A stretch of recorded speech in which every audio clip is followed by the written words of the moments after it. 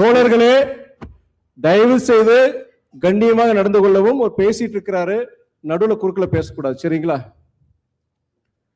When I said he is the youngest member of the dais, I could see Rahul ji looking at him with a little bit of jealousy. Yeah. Being the MC of this evening, when I was a student in school, he was a roaring lion in the Indian Parliament. I admired him from a distance, and I had the fortune to be his colleague and even the benchmate. Vaiko ji, Manoja, and myself, we are seated together. And I could feel the indomitable spirit, the courage, the determination that is called Vaiko. Both Manoj and myself were reluctant to take a piece of paper because it would have caught fire. He was spitting virtual fire. He is the one, I would say, that still have fire in the belly. That's a usage, but he literally has. There could be many folklores written about him, tales about him, the way in which he doubts the might of Indian Sri Lankan Navy, went to the northern Sri Lanka, had a rendezvous with the LTT Supremo, Prabhakar. And while I was speaking on his farewell, I said, the real tiger now is none other than Vaiko.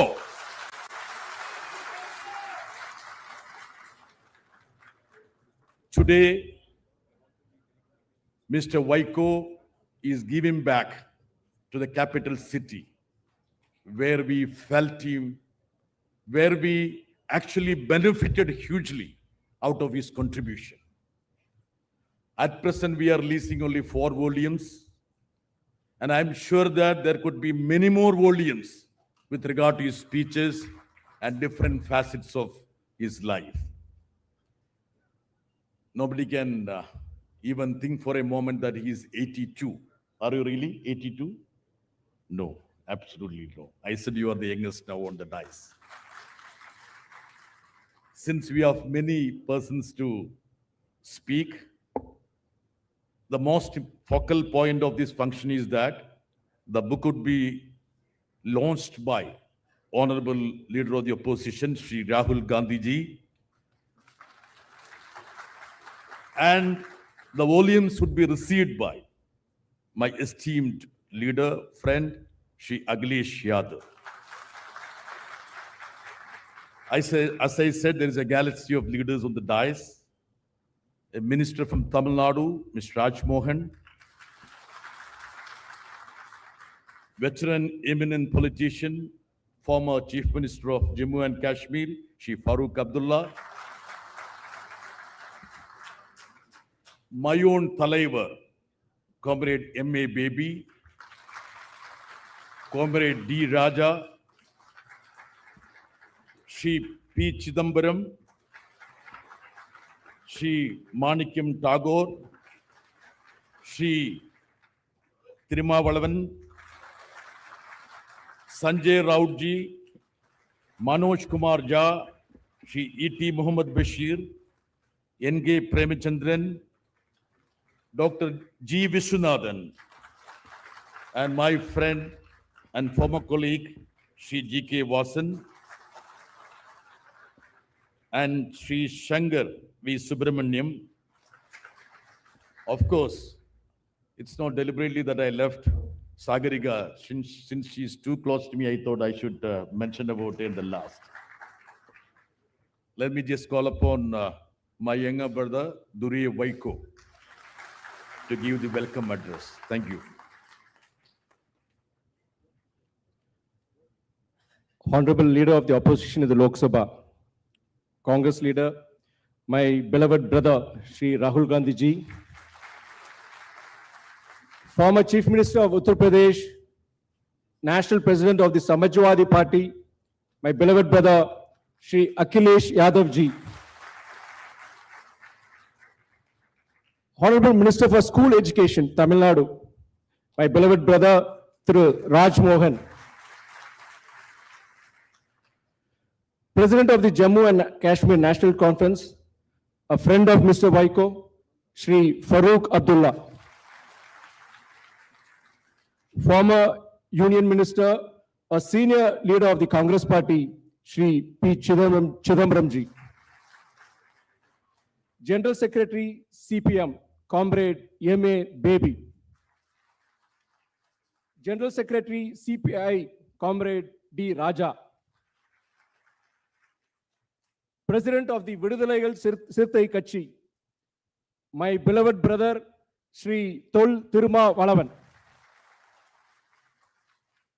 President of the Tamil Nadu Congress Committee, Shri Manik Thakur.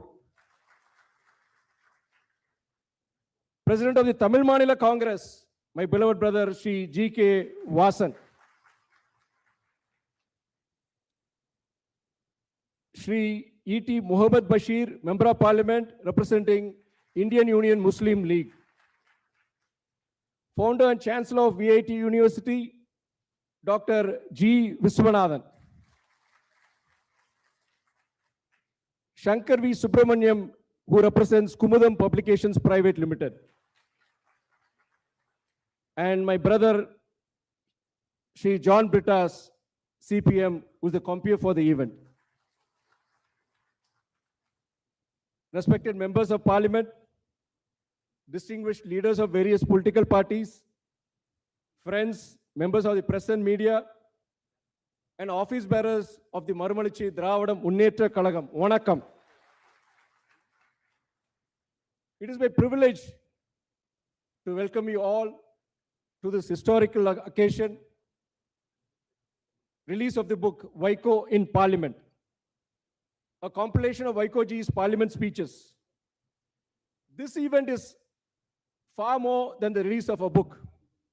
It is a celebration of an extraordinary Parliament legacy spanning nearly 3 decades, a legacy built on courage, conviction, and an unwavering commitment to public causes. Father of the nation, Mahatma Gandhi ji said, the best way to find yourself is to lose yourself in the service of others. The great South African leader, Nelson Mandela, he remarked, what counts in life is not the mere fact that we lived. It is what difference we have made to the lives of others. And then the American civil rights leader, Martin Luther King Jr., he proclaimed, life's most persistent and urgent question is, what are you doing for others? Well, Vaiko ji had truly imbibed all these timeless values and ideals in his life. 6,000 kilometers of padayatras, more than 5 years of imprisonment for public causes, and a selfless public life spanning 3 decades. No, I'm sorry, 6 decades are true testimonies to this. Inspired by the Dravidian movement and its towering leaders like Tandai Periyar and Peranger Anna, Vaiko ji dedicated his entire life to the Tamil cause and became a tireless voice fighting for the Tamil Nadu's rights. Having spent 3 decades in Parliament, 24 years in the Rajya Sabha and 6 years in the Lok Sabha, Vaiko ji is one of India's most respected parliamentarians. His speeches, his Parliament speeches reflected conviction, meticulous preparation, and an uncompromising commitment to democracy, federalism, social justice, linguistic rights, and humanitarian causes. This book is not merely a compilation of his speeches. It is a remarkable chronicle of India's parliamentary democracy. It is therefore a matter of immense pride that these 4 historical volumes are being launched by the Honorable Leader of the Opposition in the Lok Sabha, Shri Rahul Gandhi, and that the first set is being received by one of India's foremost socialist leaders and former Chief Minister of Uttar Pradesh, Shri Akhilesh Yadav ji. In every generation, there emerges a leader who carries not only the legacy of a great movement, but also its hopes for the future. Shri Rahul ji has emerged as one of the foremost defenders of the Constitution and democratic values in contemporary India. Through his unwavering commitment to democracy, federalism, social justice, secularism, and the rights of ordinary citizens. He has become one of the strongest voices for safeguarding India's constitutional institutions. His remarkable ability to connect with India's youth, farmers, workers, and marginalized communities has earned admiration across the country. He has consistently demonstrated that politics is not merely about power, but about listening to people, standing with them in difficult times, and giving voice to their aspirations. His courage, resilience, and humility have made him one of the most respected voices in contemporary Indian politics. It is therefore most befitting that Sri Rahul Ji is today releasing Vaiko Ji's book. On behalf of Vaiko Ji and the entire MDMK family, I extend my warmest welcome to you. Shri Akhilesh Yadav represents a rare combination of progressive vision and grounded leadership. As Chief Minister of Uttar Pradesh, he demonstrated that governance must focus on infrastructure, education, technology, healthcare, and opportunities for young people. Landmark initiatives such as the Agra-Lucknow Expressway, the Lucknow Metro, widespread digital empowerment, health, and numerous welfare initiatives transformed the lives of millions and set new benchmarks in public administration. As a national leader, he has consistently championed the rights of farmers, youth, backward communities, minorities, and the underprivileged. His dignified and issue-based politics, coupled with his commitment to social justice and inclusive development, have earned him respect far beyond political boundaries. It is a matter of great significance that a leader who has devoted himself to public service and democratic values is today receiving the book. As we welcome Shri Akhilesh Yadav, we also pay our respectful homage to the late Shri Mulayam Singh Yadav, one of India's tallest social leaders and a friend of Vaiko Ji. Mulayam Ji's lifelong struggle for social justice, secularism, farmers' welfare, and the empowerment of the underprivileged continue to inspire us. I extend my heartfelt welcome to Shri Akhilesh Ji. I also extend my warm welcome to Honorable Minister through Raj Bhavan, who's on behalf of the Honorable Chief Minister of Tamil Nadu through Joseph Vijay. When my beloved brother Joseph Vijay entered politics, electoral politics, he said he would win, but some said he cannot. When he declared that he would provide a corruption-free government, many said, not possible. Today, he has silenced his critics, and all his skeptics have gone wrong. He has won the people's mandate. Today, he is providing a corruption-free government. My brother Vijay has brought change, made the impossible possible. Today, our Honorable Chief Minister's government is striving to set an example for the entire nation that clean, transparent, accountable, and people-centric governance is an achievable reality. That is why I affectionately call him Matrathin Mudalvar, that is the Chief Minister of Change. I also call him Makkalin Mudalvar, the People's Chief Minister. We are honored by the presence of Honorable Minister through Raj Bhavan, who has come here on behalf of our Honorable Chief Minister, my beloved brother through Joseph Vijay. This gesture of our Honorable Chief Minister reflects the immense respect he has for our leader, Vaiko Ji. My heartfelt welcome also extends to every member of Parliament who's over here, distinguished leaders of various political parties, friends, members of the press and media, and above all, the dedicated office bearers and cadres of Marumalachi Dravada Munnetra Kalagam, MDMK. They say that behind every successful man, there is a woman. I would proudly state today that behind the turbulent public life of Vaiko Ji, my father, stands my mother, Renuka Devi, who gave him calm, peace, and solace during troubled times. 32 வருடங்களுக்கு முன்னர் மறுமலர்ச்சி திராவிட முன்னேற்ற கழகம் என்ற இந்த இயக்கம் துவங்குவதற்கு முன்னர் தலைவர் வைகோ சொன்னார், நான் காட்டுகிற பாதையில் பாதை மலர்களால் விரிக்கப்பட்ட பாதை அல்ல. என் உடன் வந்தால் பட்டங்களும் பதவிகளும் கிடைக்காது. நான் செல்கின்ற பாதை கற்களும் முற்களும் நிறைந்த பாதை, துயரங்களும் துன்பங்களும் நிறைந்த பாதை. அதற்கு சித்தமானவர்கள் என் பின்னால் வரலாம்.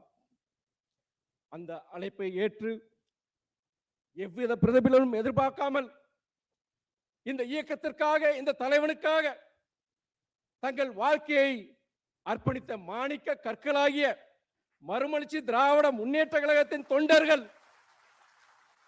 நிர்வாகிகளாகிய உங்களின் உழைப்பு, தண்டனமற்ற தொண்டு, அது இல்லாமல் இந்த இயக்கத்தின், இந்த தலைவனின் சாதனைகளும் போராட்டங்களும் சாத்தியமாயிருக்காது. மறுமலர்ச்சி சொந்தங்களே, நீங்கள் இருக்கும் திசையை நோக்கி நான் வரவேற்கிறேன்.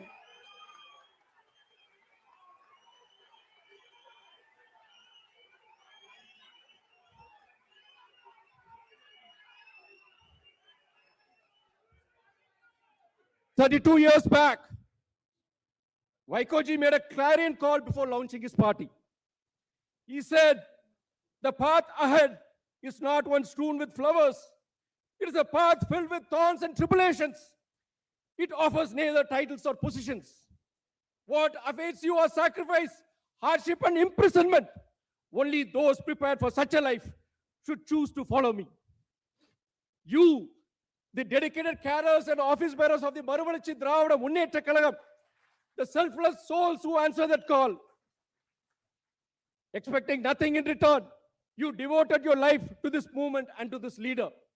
It is your selfless dedication and sacrifice that have been the true strength of this movement. I would also say that none of these achievements and milestones would have been possible without the selfless sacrifice of you all. I salute you. I welcome you all. With these words, I once again extend a heartfelt welcome to each, every one of you. Thank you. Vanakkam.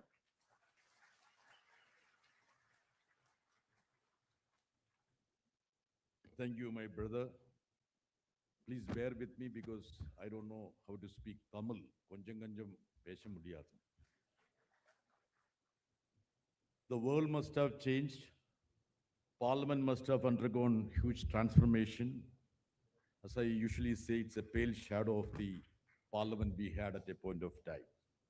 But one person who is steadfast in his causes is none other than Mr. Vaiko. Today, this dais and the venue resonate the principle of the Indian Constitution. It's not the region or religion, but the ideals of the Indian Constitution that is important. Both the venue and the dais resonate these ideals of the Indian Constitution.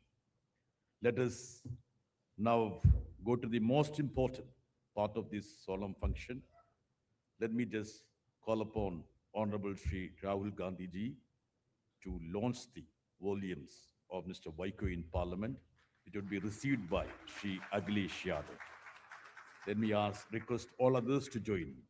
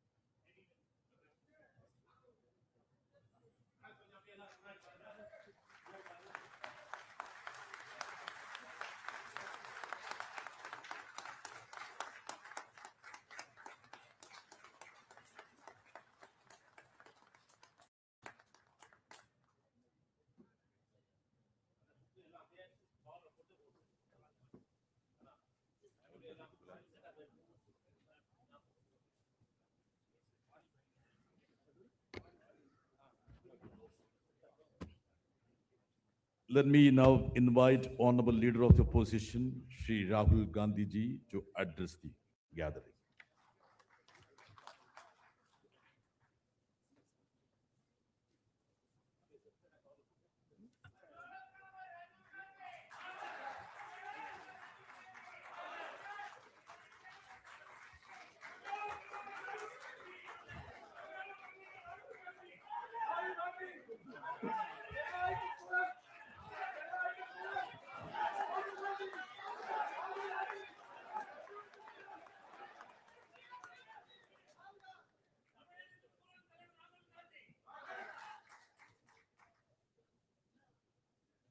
Mr. Vaiko,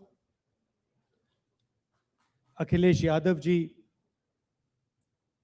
Farooq Abdullah ji, P. Chitambram ji, Rajmohan ji, M.A. Baby ji, D. Raja ji, Sagarika Ghosh ji, Tirumavalan ji, G.K. Vasan ji, Manik Tagore ji, John Britash ji, Durai Vaiko ji, India Alliance leaders on the stage, brothers and sisters, friends from the media, I'd like to welcome all of you here this evening.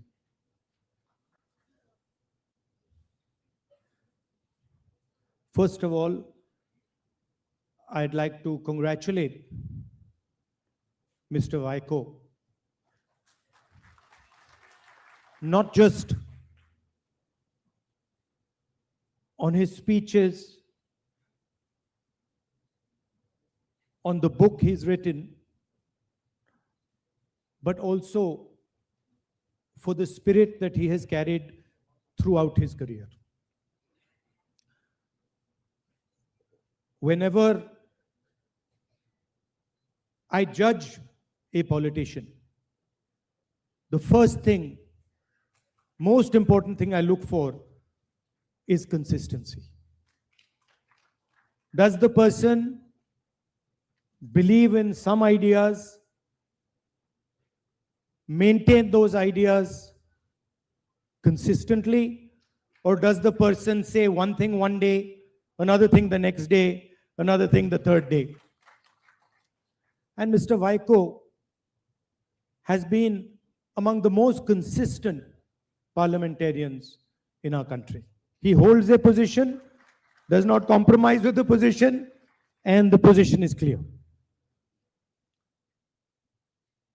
There's another element to Mr. Vaiko. I now have the pleasure and honor of knowing him. I don't know if he's told you or not, but we have a friendship going on between us. And we are very fond of each other. So the other thing about Mr. Vaiko, and you alluded to it when you said he's a very young person. You didn't say that he's a young and handsome, dashing person. But what is a young person? What is the difference between a young person and an old person? A young person is someone who has an open mind, asks questions, explores different things, has a big imagination. Like I described in my speech a few days ago, he is 82 years old, but he still is a student of life, student of politics. And he asks fundamental questions, unlike certain other people.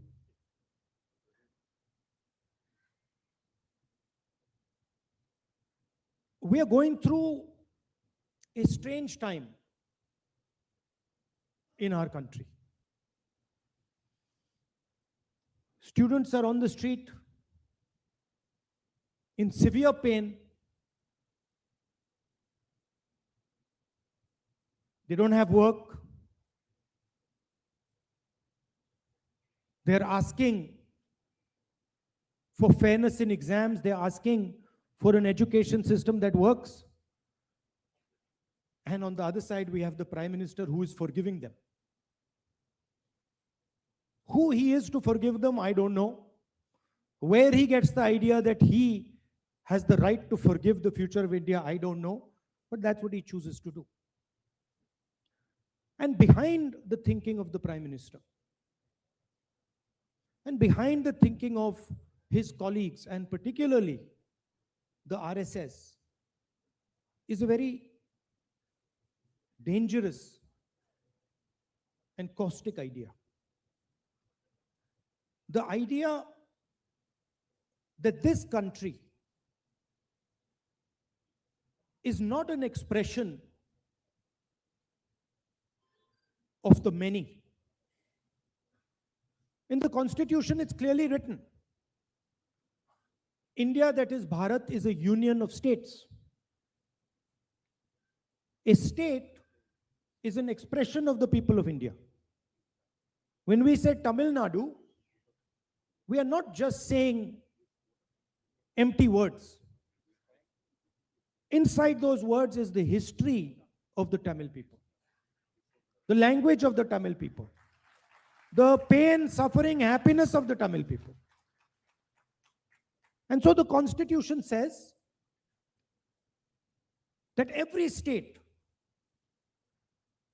represents one history, one tradition, one language, one expression of our people. And so every single state has the right to that expression. Every single state must be treated fairly. And when I spoke of consistency, when I said Mr. Vaiko is a consistent politician, the one thing that he has defended all his life is the aspirations, the dreams, the imagination of the Tamil people. Tamil language, the future of Tamil Nadu, the suffering of Tamil Nadu. And that is really what India is about. Every state has the right to express itself. Every state has the right to its own culture, the right to its own history, the right to its own language. And here we have suddenly some ignorant people who don't understand the Tamil language, who don't understand the Tamil people, who don't understand the Marathi people, who don't understand the Bengali people, who don't understand the people from Kerala, and say, no, none of these histories are relevant. None of these imaginations are relevant. None of these languages are relevant. The only language, the only history that's important, relevant, is the one ascribed by the RSS. And this is really what the fight is about. This is why the students are outside. Because India will never accept, will never ever accept any of its cultures, any of its languages, any of its histories to be trampled by anybody. And that is what really all the people on this stage do. They defend the idea of India in their own way, in their own state, in their own way, with their own imagination. And so I would like to thank from the bottom of my heart Mr. Vaiko for the service that he has done, not just to Tamil Nadu, but to the Indian Union, to the Constitution of India. It's an honor for me to come here. It's an honor for me to release the book, to speak a few words about him. He's an inspiration for all of us. He came to me and he said, you know, will you come and release the book for me? I said, Vaiko ji, what sort of question are you asking? That is not even a question you should be asking. If you have said it, I am coming. So that is the type of respect and relationship we have. I'd like everybody, the leaders on the stage, brothers and sisters who are here, and particularly the supporters who has, as you said, have supported you through thick and thin without asking for anything, have given their blood and their tears for Mr. Vaiko. I'd like to thank all of you. Thank you very much. All the best.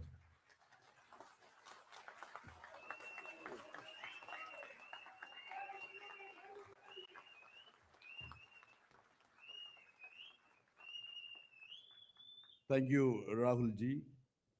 As he rightly said, resilient, tenacious, and indomitable Vaiko.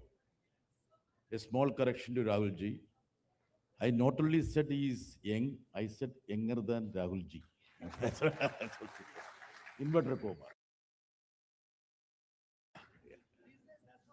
That's what I'm calling. Yeah. Thank you very much for your very inspirational words. Now let me just call upon Aglesh ji. Aglesh ji, when I look up to you with so much of admiration, I feel that you are carrying a huge burden. The burden is to save this nation from fascism and to regain the ideals of secularism and pluralism because UP has elections in 2027. With best wishes, let me just call upon Mr. Akhilesh Yadav, former Chief Minister of Uttar Pradesh.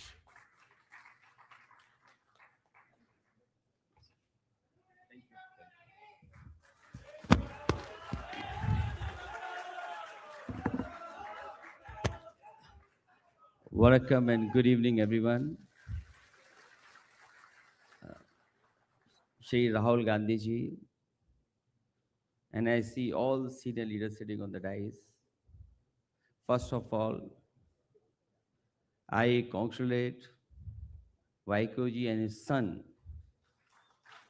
for bringing such a collection of his speeches from the Parliament. And I think each and everyone sitting in the hall who has been with Vaiko ji and his son all his life. I still remember the times when I used to be with your senior leader in the house. He was such a passionate leader who used to fight for Tamil people and their issues. And when I used to listen to him, when he used to speak in Tamil, I used to see the emotion and the kind of emotion he was having in the speech, emotional speeches, which used to touch not only us, but people sitting far away from Delhi. So such an opportunity where I'm meeting such a leader, and it's an honor to receive the book. And I feel once I read the book, I will also be able to connect with my people the way Vaiko ji in his life connected with, he had a connection with the people there in his constituency. And one more important thing, when everybody is talking about his age, what I see is like on the stage, like father, like son, of course. But when he says 82, I don't believe he's 82. When I see him in a red cap, he looks like 28. And once again, thank you so much. Congratulations to everyone. And once again, welcome to all the people who have come all the way from Tamil Nadu. And I wish all the good luck to everyone. Thank you so much.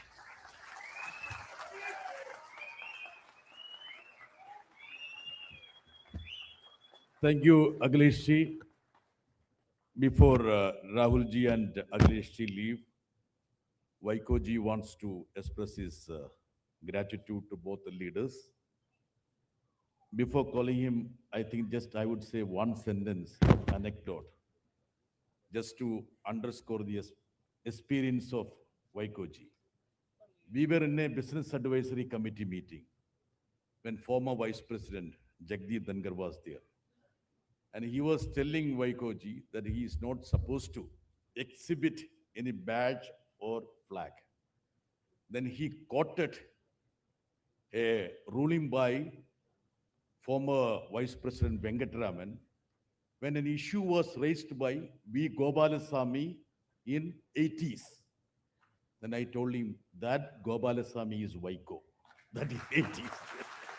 Very interesting episode.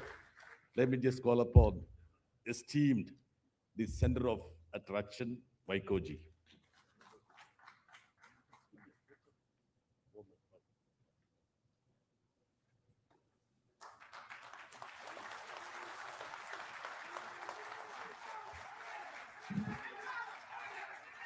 கதிர் வெடித்து பிளம்பு விழ கடல் கொதித்து சூடாற்ற முழுமைமிகு நிலப்பரப்பின் முதற்பிறப்பு தோன்றிவிட நதி வருமுன் மணல் தருமுன் முந்தோன்றி மூத்ததுவும் பதிமதுரை பெருவழியில் பாண்டியர் கொட்டம் கண்டதுமான உயிரினும் மேலான செந்தமிழே வணக்கம்.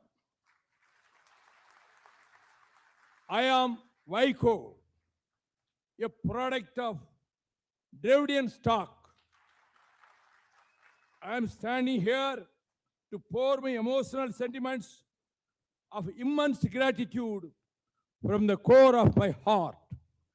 I thank all the distinguished leaders of political parties, respectful spectators, affectionate friends from visible media and print media. It will be very pertinent to quote a couplet of Tirukkural, the greatest piece of literature of all times, to guide the entire humanity, consisting 133 chapters containing 1330 couplets. I quote the first couplet of 11th chapter regarding gratitude. செய்யாமல் செய்த உதவிக்கு வையகமும் வானகமும் ஆற்றல் அரிது. The translation of this couplet by Reverend G.U. Pope goes like this. The gift of heaven and earth is not an equivalent for a benefit which is conferred where none had been received. I would extend my gratitude to the leader of the opposition, Lok Sabha, the glittering star of the Indian political horizon, the future Prime Minister of India, Mr. Rahul Gandhi ji, who launched the 4 volumes containing all my speeches in both the houses of Parliament over a period of 30 years. I thank former Chief Minister of Uttar Pradesh, Honorable Akhilesh Yadav ji, who received the first set of 4 volumes here. I thank the veteran leader of the opposition, Rajya Sabha, Honorable Mallikarjun Kharge. I thank Honorable Raj Mohan, Minister of School Education in Tamil Nadu, to represent the vibrant Chief Minister of Tamil Nadu, who has eradicated corruption from every field, Honorable Joseph Vijay.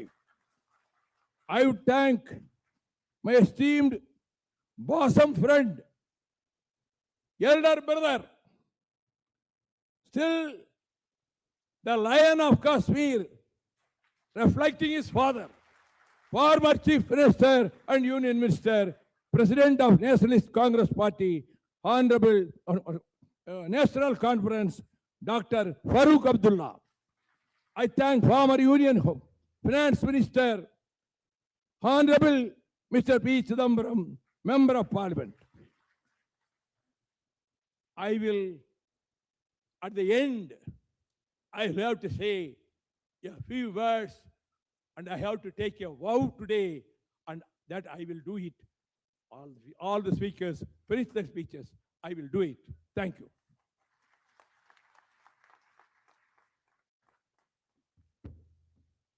Thank you, Vaiko ji. Let me just invite Honorable Thiru Raj Mohan, Minister for School Education, Tamil Nadu.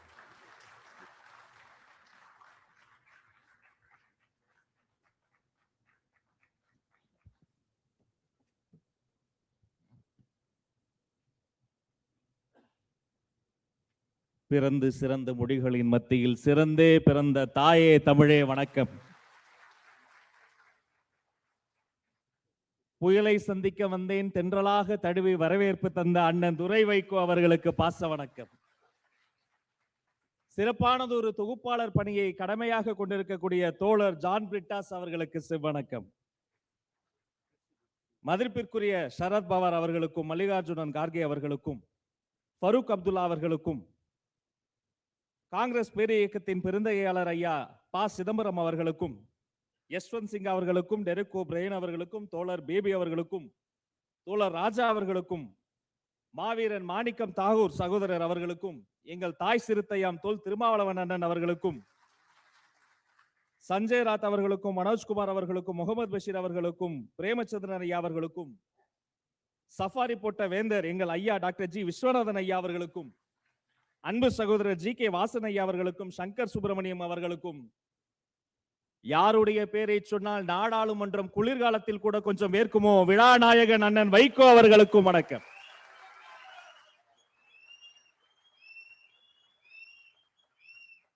அவர் அருகிலே இந்தியாவின் எதிர்காலமாக இருக்கக்கூடிய எதிர்க்கட்சி தலைவர் சகோதரர் ராகுல் காந்தி ஐயா அவர்கள் அமர்ந்திருக்கிறார். சகோதரர் அகிலேஷ் யாதவ் அவர்கள் அமர்ந்திருக்கிறார். அவர்கள் இருவருக்கும் இடையிலே அவர் அமர்ந்திருக்கிறார். இதை பார்க்கிற பொழுது எனக்கு ஒன்றுதான் தெரிகிறது, அண்ணா எங்களுக்கு திசை காட்டியே நீங்கள் தான், வழிகாட்டியே நீங்கள் தான், கலங்கரை விளக்கமே நீங்கள் தான்.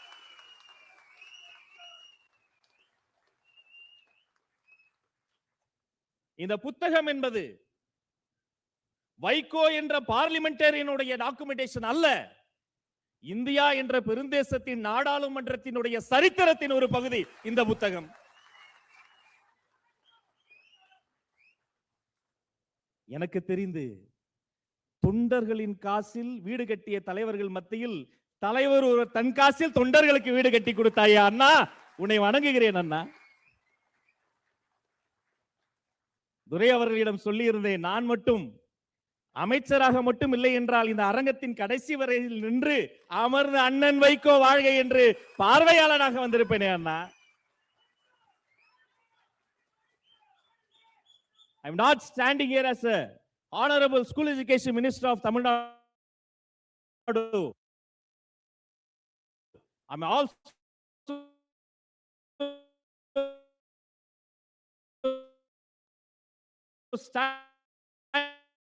standing on behalf of honorable chief minister of Tamil Nadu. தான் இருக்கிறது. ஏனால் அவர் இதயத்தில் நீங்கள் தான் இருக்கிறீர்கள் அண்ணா.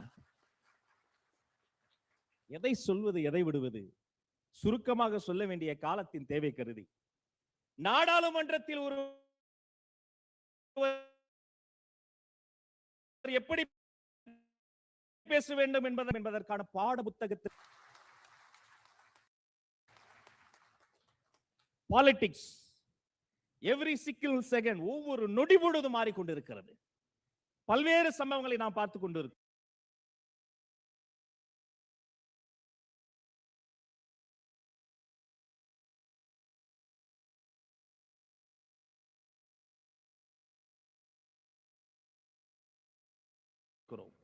சில சமயங்களில் அநாகரிகமான தோற்றத்தை அது தொட்டு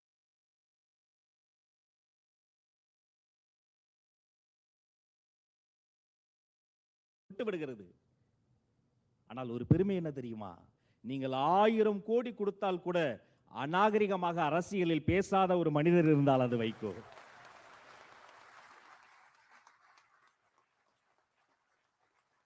எதை வாங்கலாம் என நினைக்கக்கூடிய மனிதர்கள் மத்தியில் எதை கொடுக்கலாம் என நினைக்கக்கூடிய ஒரு மனிதர். மழை கொடுக்கும் கொடையும் ஒரு 2 மாதம், வருடத்தில் 2 மாதம் மழை பொழியும். வயல் கொடுக்கும் கொடையும் ஒரு 3 மாதம், வருடத்தில் 3 மாதம் வயல் நிறையும். மழை கொடுக்கும் கொடையும் ஒரு 2 மாதம், வயல் கொடுக்கும் கொடையும் ஒரு 3 மாதம், பசு கொடுக்கும் கொடையும் ஒரு 4 மாதம். பார்த்திபனாம் வைகோவுக்கோ 4 மாதம், 4 மாதம். மறுமலர்ச்சி திராவிட முன்னேற்ற கழகத்தினுடைய ஒரு கண்மணி கேட்டால் என்ன கொடுப்பார், எதை கொடுப்பார் என்று இவர்கள் எண்ணும் முன்னே தன்னையே கொடுக்கக்கூடியவர், பொன்னை கொடுக்கக்கூடியவர், பொருளை கொடுக்கக்கூடியவர். The voice of voiceless. இந்திய நாடாளுமன்றத்திலே யாருக்கெல்லாம் குரல் கொடுத்தாரோ யாருக்கெல்லாம் குரல் இல்லையோ அவர்களுக்கெல்லாம் குரல் கொடுத்த voice of voiceless is Vaiko. தமிழர் நலம், தமிழ் நலம், தமிழ்நாட்டின் நலம், பெண்கள் நலம், பாட்டாளிகளின் நலம். ஒரு வரியில் சொல்வதென்றால் மாணவர்கள் முதல் மீனவர்கள் வரை குரல் கொடுத்த ஒரு மாமனிதரின் பெயர் வைகோ. அவருடைய கூட்டத்திற்கு வரும்போதே நான் காத்திருப்பேன். அந்த வெள்ளுடை உடுத்திய வேங்கை பேச்சு நடுவே அந்த கருப்பு துண்டை தூக்கி போட்டு பிடிப்பாயே அண்ணா, அதில் தானே நாங்கள் சொக்கி கிடந்தோம். இன்று கோட்டு சுட்டில் பார்க்கிற பொழுது நெஞ்சம் நிறைகிறது. இந்திய நாடாளுமன்றம் கொடுத்து வைத்திருக்கிறது. இந்த தோற்றத்தில் இவர் அமெரிக்க நாடாளுமன்றத்தில் பேசியிருந்தால் அங்கேயும் ஒரு நாடாளுமன்ற புலி என்ற பட்டத்தை வாங்கியிருப்பார். அவரிடம் நாங்கள் கற்றுக்கொள்ள வேண்டியதும் பெற்றுக்கொள்ள வேண்டியதும் எக்கச்சக்கமாக இருக்கிறது. as a young politician, வளர்ந்து வரக்கூடிய இளம் தலைமுறை, புதிய தலைமுறை அரசியல்வாதிகள் அவருடைய வாழ்க்கையிலிருந்து நாம் எடுத்துக்கொள்ள வேண்டிய ஒரு செய்தி, முதலில் ஒழுக்கம்.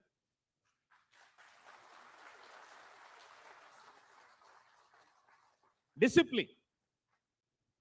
2, அவருடைய உழைப்பு. ஒவ்வொரு பேச்சுக்கும் அவர் எடுத்துக்கொள்ளக்கூடிய உழைப்பு. 3, கொள்கை தெளிவு. எந்த காலத்திலும் கொள்கையில் சமரசம் செய்யாத சமர் செய்யக்கூடிய ஒரு மாவீரர். 4, நாகரிக அரசியல். அரசியலில் எவ்வளவு எதிர்ப்பு நிலை வந்த போதும் அந்த டெக்கோரமை, அந்த டிசிப்ளின், அந்த டீசன்சியை தாண்டாத ஒரு மாமனிதர்.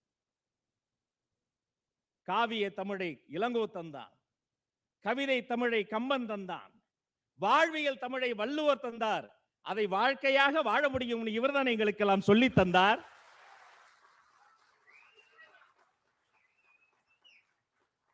I take this opportunity to extend my greetings and thanks not only for the organizers and publishers of this book, but also for the entire nation. இவர் ஒரு கட்சி கொண்டாட வேண்டிய தலைவர் அல்ல, ஒவ்வொரு கட்சியும் கொண்டாட வேண்டிய ஒரு பாட புத்தகம், இந்த நாடு கொண்டாட வேண்டிய ஒரு நடமாடும் நூலகம், இந்த தேசத்தினுடைய பொக்கிஷம். பேரறிஞர் பெருந்தகை தென்னாட்டு பெர்னாட்ஷா அண்ணா ஒரு முறை சொன்னார், தம்பி வா தலைமை ஏற்கவா. அந்த சொற்றொடரை கடன் வாங்கி இந்த சிறியவன் எளியவன் சிறிது மாற்றி சொல்கிறேன், அண்ணா வா எங்களுக்கு திசை காட்டவா, இந்தியாவிற்கு வழிகாட்டவா, திசை காட்டியாகவா. டெல்லியிலே கூட்டம், பெரும் கூட்டம் வந்துவிடுமா என்ற ஒரு சந்தேகம். வந்து பார்த்தேன், பல நாட்கள் குழந்தை பேர் இல்லாத ஒரு பெண்மணிக்கு ஒரே பிரசவத்தில் இரட்டை பிள்ளை பிறந்ததை போல அரங்கம் நிறைந்திருந்ததை பார்த்து நெஞ்சம் நிறைந்தது. தமிழ் சமூகமே உனக்கு வாழ்த்துக்கள். இவரை கடல் கடந்து 196 நாடுகளில் உலக தமிழர்கள் கொண்டாடுகிறார்கள். இன்று புரிந்தது, செங்கோட்டையிலும் அண்ணனினுடைய கொடிதான் பறந்து கொண்டிருக்கிறது என்பது இன்று புரிந்தது. நீங்கள் வழிகாட்டுங்கள் அண்ணா. நீங்கள் போட்ட விதையில் விருட்சமாக வளர்ந்து உங்கள் ஆட்காட்டியை விரல் பிடித்து உங்களோட நிழலாக வந்து நிற்கிறாரே, அதோ இளம் புயல் துரை வைகோ, அவரினுடைய சகோதரனாக பயணிக்க வெற்றி கழக கண்மணிகள் காத்திருக்கிறோம். உங்களை வாழ்த்துகிறோம், வணங்குகிறோம். நன்றி. தமிழ் வணக்கம்.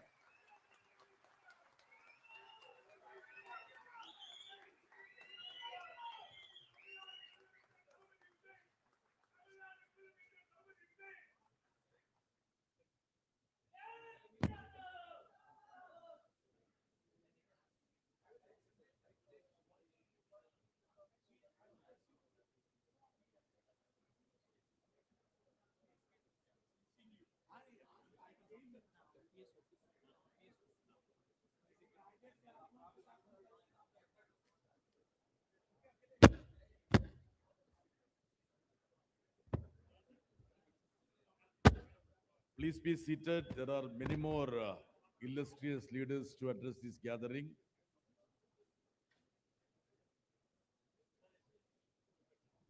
I would be grateful if all of you could take your seats.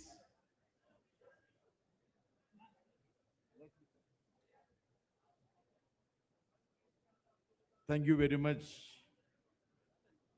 Mr. Raj Mohan. Let me just call upon another young man of Indian politics. Farooq Abdullah. Let me just invite another young man of Indian politics. Definition for resilience, steadfastly defending the values of federalism, secularism, and democracy. I still relish the way in which Dr. Farooq Abdullah, who even came all the way from Srinagar to express solidarity with the agitation of our Kerala ministers and MLAs. Dr. Farooq Abdullah. Vanakkam to all of you who are here, to the leaders on the stage, and particularly Vaiko.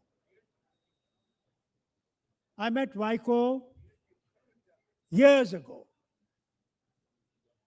There was a problem in Tamil Nadu. And he was sent by then the chief minister to see my father so that he could speak to the prime minister of the day that what they're thinking of dismissing the chief minister was not right. I hope Vaiko remembers that. Ever since that day, I have known this man. Man with courage, man with determination. He will fight. He'll go against the current, and he did so. When people, Tamils, were suffering in many places in the world, he was one voice that never stopped talking about them. And even today, his heart bleeds for the people of Tamil Nadu and their future. India is a diverse nation. So many languages, so many cultures, so many ways of life, yet united for one reason, that together we can progress and together we can survive and make India great. It is unity in diversity. It is diversity we have to protect. If we do not protect diversity, we cannot protect the future of this nation. I many times say to myself, look at Jammu and Kashmir. Weather different, cold in the winter, some places -50, and language different in that place, 14 languages, culture different, ways of life different. And when I compare to Tamil Nadu, the other side of India, absolutely diverse, and I say to myself, we have to work together. We have to stand together. That is the only way we can make India great. Now, many mistakes have been made in the past. Election Commission should have been made autonomous. It wasn't done. Judiciary, which is the last post where one can go to get relief, that needs to be thought about. We need to make it far more democratic and not dependent on the government and the wishes of the government of the day. All of you have come here to honor this great man who has worked for the nation. I congratulate him, wish him well. It's not age that matters. It is the determination of the person who wants to work and wants to work for the good of the nation. You saw on the 20th, my comrades are here. They were the only lucky ones who made it to this hall. Capital was in complete disarray. The children had come out,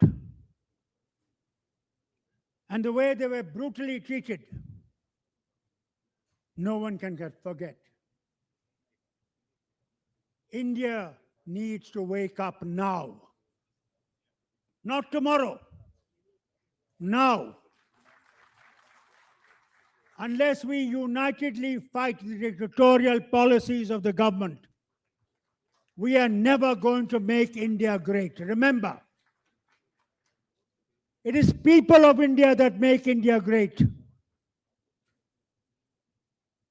And unless the people of India get their due, howsoever they may say we'll be the third biggest economic power and military power and whatnot,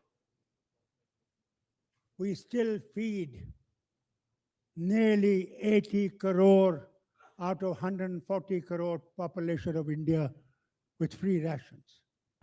So where are we going to become great? Look at Jammu and Kashmir, a state converted to union territory, completely against the law, fundamental laws.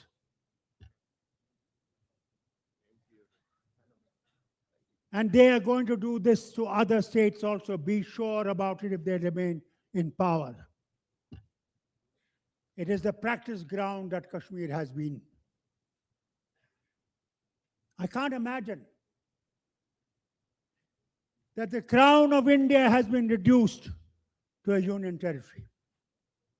There's an elected government with hardly any powers. Power lies with the center. And when we cry and say, restore our statehood, they say, yes, we will do so. But when? When will you do it? How long have you to wait? Trust people. Unless you trust people, you're not going to make this country great. And that is what we lack. The trust factor is not there. How does it matter? I remember how Tamils love their language, how people of Malayalam love their language. And I was in England many years ago and lived in Fitzroy Square where there was an Indian YMCA. And there were people from Tamil Nadu, there were people from Kerala, there were people from many parts of India. They spoke their language. They were proud of their language, whether it was Bengali, but in the north, whole thing has been manipulated by creating differences between religions. How does it matter? I'm a Muslim. You're a Hindu. You're a Sikh. You're a Christian. You're a Buddhist. You're Indian. So be proud of those people who are part of India, whatever their religion, whatever their language, and do justice to this nation. And that is what I hope. Till you are alive, you will continue to fight, Vaiko, for the nation, not only for Tamil Nadu, but for the nation. If nation survives, you will also survive. I will also survive. And every one of us will survive. It is nation that we have to build. And that nation we will build, inshallah. They have shown it. The young crowd has shown it on the 20th. That they're not be afraid. They're not worried about various agencies who might jump at their throats. They have moved out of that. They want a nation where their voice can be heard and answered. I hope that movement will continue and India will see a new change. Thank you, Vaiko, for calling me here, and I'm glad I'm here. God bless you all, and may India survive to the highest level in the world. Thank you.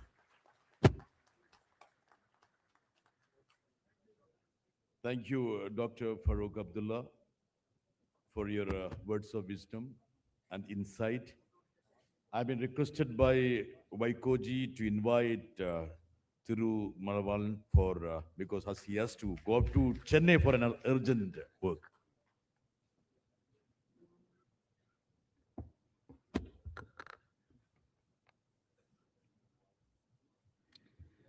விழாநாயகர் பெருமதிப்பிற்குரிய அண்ணன் புரட்சி புயல் வைகோ அவர்களே,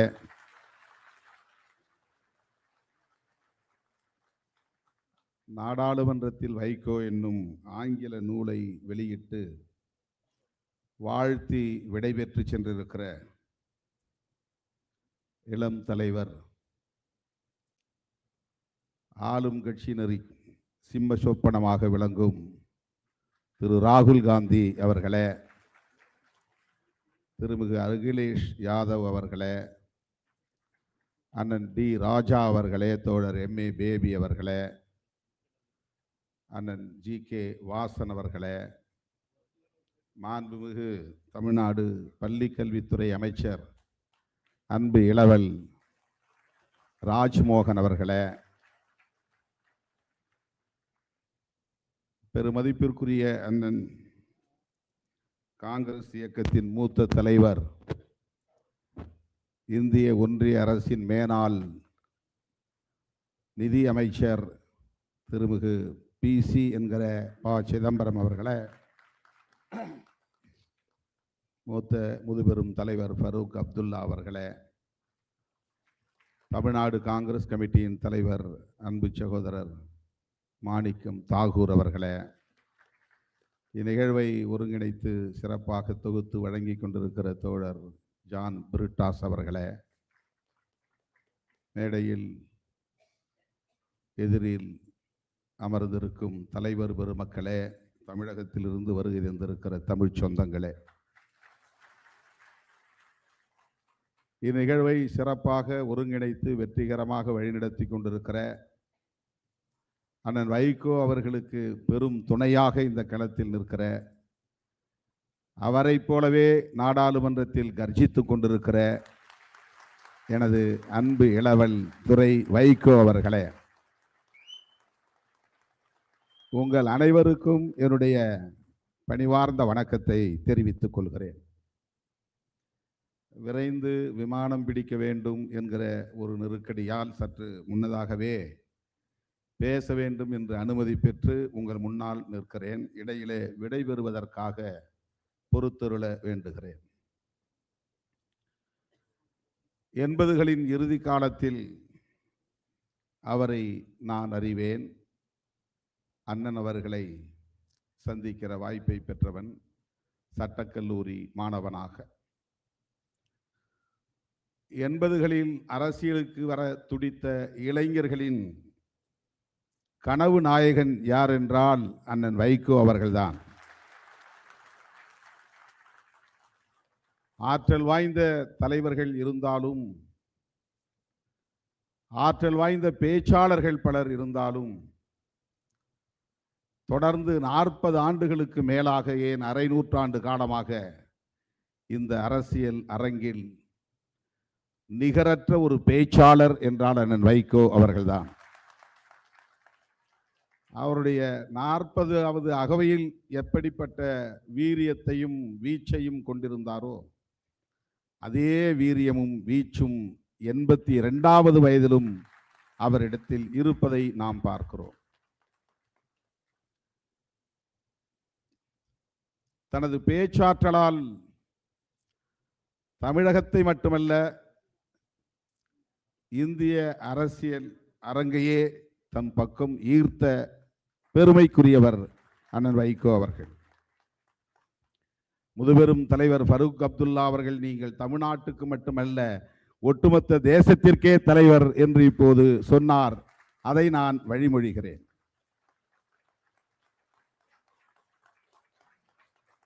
அவர் மட்டும் டெல்லியிலோ அல்லது வட இந்திய மாநிலங்களிலோ பிறந்து இந்தியை தாய்மொழியாக கொண்டவராக இருந்திருந்தால் அவர் இந்தியாவின் பிரதமராக கூட ஆகியிருக்க முடியும்.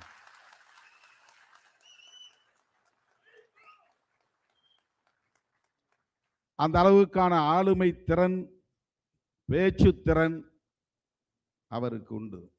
எளிதில் தனது பேச்சாற்றலால் யாவரையும் வசீகரிக்கக்கூடிய, இழுக்கக்கூடிய, ஈர்த்து போடக்கூடிய ஒரு விசை அவர். எத்தனை பேர் மேடைகளில் முழங்கினாலும் கூட வைகோ எழுந்தால் ஒட்டுமொத்த அரங்கமும் அவரையே உற்று நோக்கும். இதை யாராலும் மறுக்க முடியாது. அப்படிப்பட்ட ஒரு பேராற்றல் வாய்ந்த ஆளுமை அண்ணன் வைகோ அவர்கள். இந்த 40-50 ஆண்டுகளில் நான் மாணவ பருவத்திலிருந்து எத்தனையோ தலைவர்களை சந்தித்திருக்கிறேன். ஆனால் அந்த இளம் பருவத்தில் என்னை ஈர்த்த தலைவர் அண்ணன் வைகோ.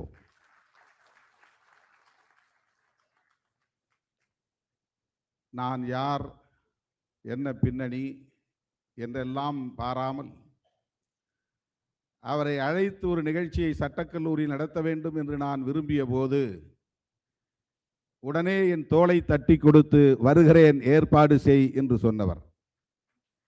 நீ யார், நீ எந்த ஊர் என்றெல்லாம் என்னிடத்தில் வினவவில்லை. மாணவன் என்று அறிமுகம் செய்து கொண்டேன், அவ்வளவுதான். அதேபோல் ஒரு முறை என்னால் மறக்க முடியாத ஒரு நிகழ்வு. அறிவாலயத்தில் அவர் இருந்தபோது அவரை சந்திப்பதற்காக நான் சென்றபோது அன்றைக்கு முத்தமிழறிஞர் கலைஞர் அவர்களை சந்தித்து விட்டு அவர் வெளியே வந்தபோது இந்த நிகழ்ச்சியை பற்றி பேசுவதற்காக அவரை நெருங்கினேன். நெருங்கியதும் அதே போல வாஞ்சையோடு என் தோளை தட்டி அவர் சென்ற அந்த வண்டியிலேயே என்னை அமர வைத்து கொண்டார். அவர் போன இடத்திற்கு என்னை அழைத்து போனார். அவர் சென்ற இடம் கிட்டு அவர்கள் தங்கியிருந்த வீடு. இப்படியெல்லாம் இளைஞர்களை ஊக்கப்படுத்துகிற ஒரு பெருந்தன்மை, அரசியலில் ஆர்வமாக செயல்படக்கூடிய இளைஞர்களை தட்டி கொடுக்கிற பேராளுமை அண்ணன் வைகோ அவர்கள். பல மேடைகளில் இதை நான் சொல்லி இருக்கிறேன் என்றாலும் இந்த மேடையிலும் சொல்ல வேண்டியது என்னுடைய கடமை என்று நான் உணர்கிறேன். நாடாளுமன்றத்தில் வைகோ என்று இந்த ஆங்கில நூலுக்கு பெயர் சூட்டியிருக்கிறார்கள். வைகோ இந்த பார்லிமெண்ட் என்று. இப்படி இருந்தால் இன்னும் நன்றாக இருக்கும் என்று நான் யோசித்தேன். A Tamil tiger in the parliament.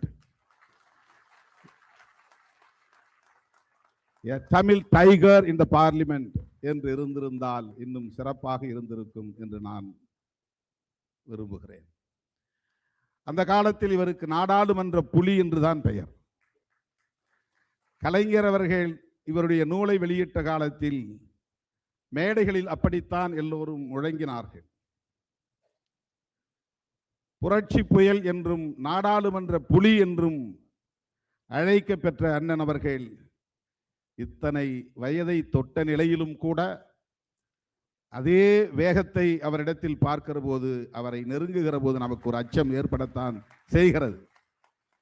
அவர் முதுமையடைந்து விட்டார், மூப்படைந்து விட்டார். அவருடைய உணர்ச்சிகள் முனைமழுங்கி இருக்கும், நினைவுகள் தடுமாறி இருக்கும், வேகம் குறைந்திருக்கும் என்று யாராவது தப்பு கணக்கு போட்டால் அவர்கள் ஏமாந்து போவார்கள் என்பதுதான் என்னுடைய எண்ணம், திண்ணமான எண்ணம். இன்னும் பல 10 ஆண்டுகள் அப்படி அவர் வீரியத்தோடு இயங்குவார் என்று நான் நம்புகிறேன். தம்பி ராஜ்மோகன் அவர்கள் சொன்னதைப் போல அவருடைய தனிப்பட்ட தனிநபர் ஒழுக்கம் என்பது அவருடைய உடல்நலத்தை பேணி பாதுகாக்கிறது. வலுவோடு இருக்கிறார், ஆற்றலோடு இருக்கிறார், அதே வீரியத்தோடு இருக்கிறார், தன்மான உணர்வோடு இருக்கிறார் என்று நான் எண்ணி பெருமைப்படுகிறேன். அவருடைய இளவலாக இந்த அரசியலில் நான் அடியெடுத்து வைத்தவன் என்கிற முறையில் மக்கள் நல கூட்டணியின் போது என்னை அவர் கவனித்து கொண்ட பாங்கு எங்கள் தோழர்களை நெகிழ வைத்தது.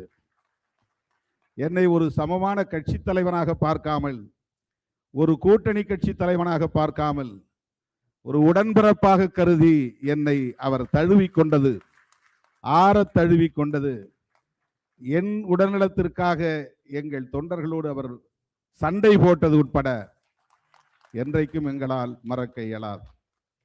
அப்படிப்பட்ட அவருடைய பேரன்பையும் அவருடைய நல்ல வாழ்த்துக்களையும் பெற்றவன் என்கிற முறையில் இந்த நிகழ்ச்சியில் பங்கேற்கிற வாய்ப்பை வழங்கிய அண்ணன் அவர்களுக்கு என்னுடைய நெஞ்சார்ந்த நன்றியை தெரிவித்து, அடுத்தடுத்து அவருடைய நிகழ்வுகள் எவையாயினும் அந்த நிகழ்வுகளிலெல்லாம் பங்கேற்கிற வாய்ப்பை துரை வைகோ எனக்கு வழங்குவார் என்கிற நம்பிக்கையோடு அவருக்கும் நன்றி சொல்லி விடைபெறுகிறேன். நன்றி, வணக்கம்.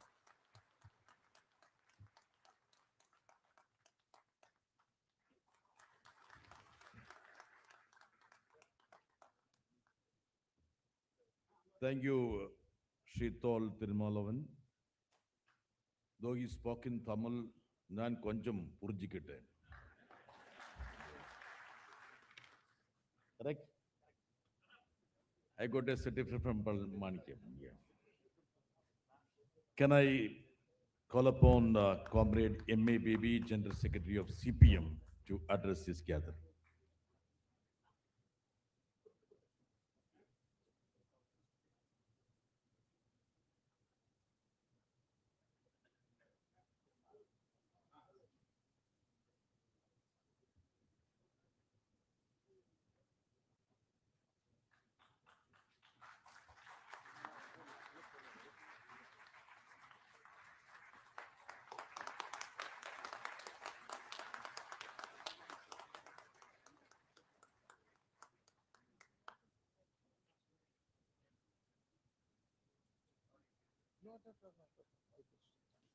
All the best.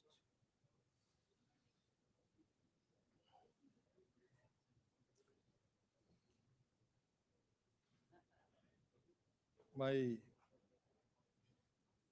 bosom friend, Comrade Vaiko, senior most politician leader seated here, Farooq Abdullah Saab, Shri P. Chidambaram ji, Shri Professor Manoj Kumar Jha, Ms. Sagarika Ghosh, Supriya Sule ji,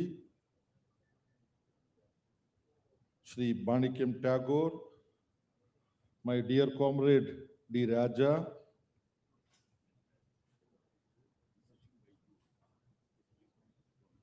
Honorable Shri Raj Mohan, Comrade Dr. John Brittas, Durai Vaiko, G.K. Vasanji, Dr. G. Vishwanathan ji, sisters and brothers. Now is a time when we need to try to shorten our interventions, because important speeches have already been delivered and more important speeches are about to be delivered also. I can speak about my dear comrade Vaiko ji at length if I need, because we spent 10 years together in the upper house of our parliament from 1986 to 1996. Like a stream of consciousness, moments of that decade comes to my mind. But most of you know what is quintessential Vaiko. I want to share with you a latest experience of mine. On 20th of last month, July, Farooq Abdullah Saab already related some experience. We had a meeting here, but that was the day when the powers that be unleashed indescribable assault, most cruel oppression upon peaceful democratic struggle of students and youths in Jantar Mandir and around. We remember that particular day. We were here in Delhi. Vaiko ji wanted to have meetings with some of us. He was fixing a meeting with Comrade Raja also. But because of this upheaval in Delhi and most brutal assault by the police people, Delhi police is under Shri Narendra Modi and Mr. Amit Shah, and also under Mr. Mohan Bhagat. So the entire Delhi life was disrupted. So I called up my comrade Vaiko ji and said that many students are injured and many students, important students belonging to Students' Federation of India, they are injured and they are now taken to Surjit Bhavan to provide them medical aid and all that. So we may have to refix our meeting to another time. So Sri Vaiko ji told me, our meeting we can refix. But I want to go and see the students who are being assaulted. I said, I am rushing to that place. You too, please come there. Then we were monitoring our phone. Traffic was almost blocked in Delhi on that particular day. But finally, we met at Surjit Bhavan. And Comrade Vaiko was there besides me and other parliament members belonging to our party to speak to the boys and girls to find out what had actually happened. So here, there used to be spontaneous uproar from among you when speaker after speaker mentioned that for Vaiko ji, the people of Tamil, people from Tamil Nadu, that is the most important factor. Now also you are hand clapping, good, but please wait and listen what I am going to say. But those boys and girls who were assaulted and injured, they were not students and youth from Tamil Nadu. He primarily focuses his attention to the problems of Tamil Nadu. But after that, wherever some injustice is being done, wherever students or youth, women or people or marginalized sections, they are suffering, our Vaiko would reach there. That is the quality of Vaiko. So first and foremost, he stands with Tamil Nadu and Tamil speaking people wherever they are. Then he stands with Indians in any part of the country.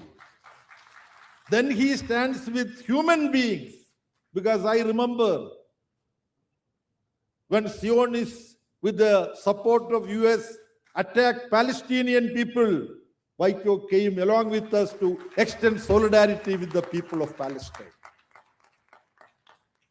This is what brought us all together to celebrate the life of Vaiko, the speeches he made on the floor of the House, every issue that concerned people, not only of Tamil Nadu, of Indian people, and people belonging to other parts of the globe. So he is number one Tamilian, then Indian, then he is a Vishwa Pauran. He belonged to the entire globe. I don't want to take any more time. Now we are living at a period where democratic institutions nurtured and developed in our country are subjected to systematic assault. We all know tomorrow, 5th of August, is the day when a most unconstitutional assault was perpetrated on Jammu and Kashmir. I'm sorry to say, I doubt whether we have understood the enormity of the nature of that unconstitutional attack. Why? Here is a state with special status conferred on Jammu and Kashmir by Constituent Assembly and constitution makers. What did the present dispensation in Delhi do? They removed that special status. And there is Chidambaramji is here, a constitutional expert also. If you have to do something about a particular state, there is a process. Parliament has to have a discussion. That particular assembly should undertake a discussion. That assembly may approve of the changes that is being suggested or otherwise. But only after having undertaken this entire process, you can take up the issue whether that state needs to be divided, whether a union territory needs to be upgraded as a state, whatever. In this particular case, to interfere with the special status rights of Jammu and Kashmir, union government first dissolves the assembly. Once the assembly is dissolved, the responsibility of the assembly is vested on the governor. Then governor sends a resolution to president. This was a special provision for Jammu and Kashmir. President refers that to the House of States, that is Rajya Sabha. On fine morning, the Home Minister comes without even circulating in advance, without discussing in the Business Advisory Committee. The Home Minister takes out a piece of paper in the form of a resolution and reads that we decide to abolish Article 370, to divide the special status state into two union territories. Now just imagine, this has been questioned in Supreme Court. Supreme Court, some people say Supreme Court is sleeping over this matter.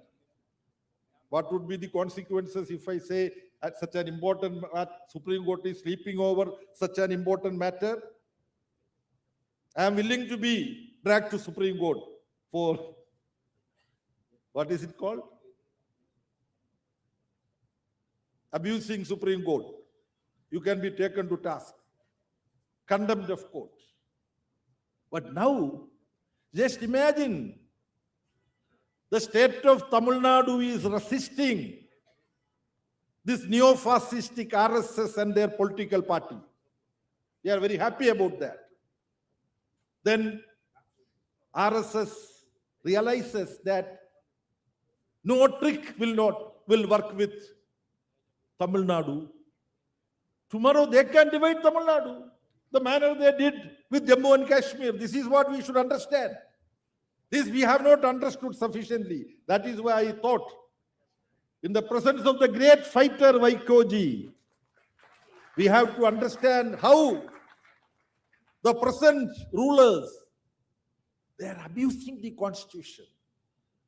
They are destroying the democratic process. If we fail to resist this in time, our country would be in perils. So when the memories of Vaiko ji, how vociferously he used to fight on the floor of Indian Parliament to defend the rights of these states, to defend the rights of the people. I'm sorry to say that with the same fervor, we are unable to carry the struggle these days. This is why I brought the issue of Jammu and Kashmir. This is a test case. So when going through the writings of the speeches of Vaiko ji in these volumes, we would be able to get some energy so that we would be able to fight like Vaiko ji as what he used to do on the floor of the house. We move through two different paths. but there are instances of many common issues on which, notwithstanding our political, ideological, nuanced differences, we used to find common ground. In the coming days also, I wish and hope that we would be able to work together, fight together for the rights of the people. He's the cornerstone for him to take a decision. If some people are being isolated, marginalized, if some people are exploited or oppressed, Vaikoji would be there. That is what you and I need to do. Thank you very much. Thank you, Comrade Baby. Let me just invite Sri P. Chidambaram. I admire him as an eminent parliamentarian, and he has been a colleague of Vaiko for last 4 decades. Please, Mr. Chidambaram.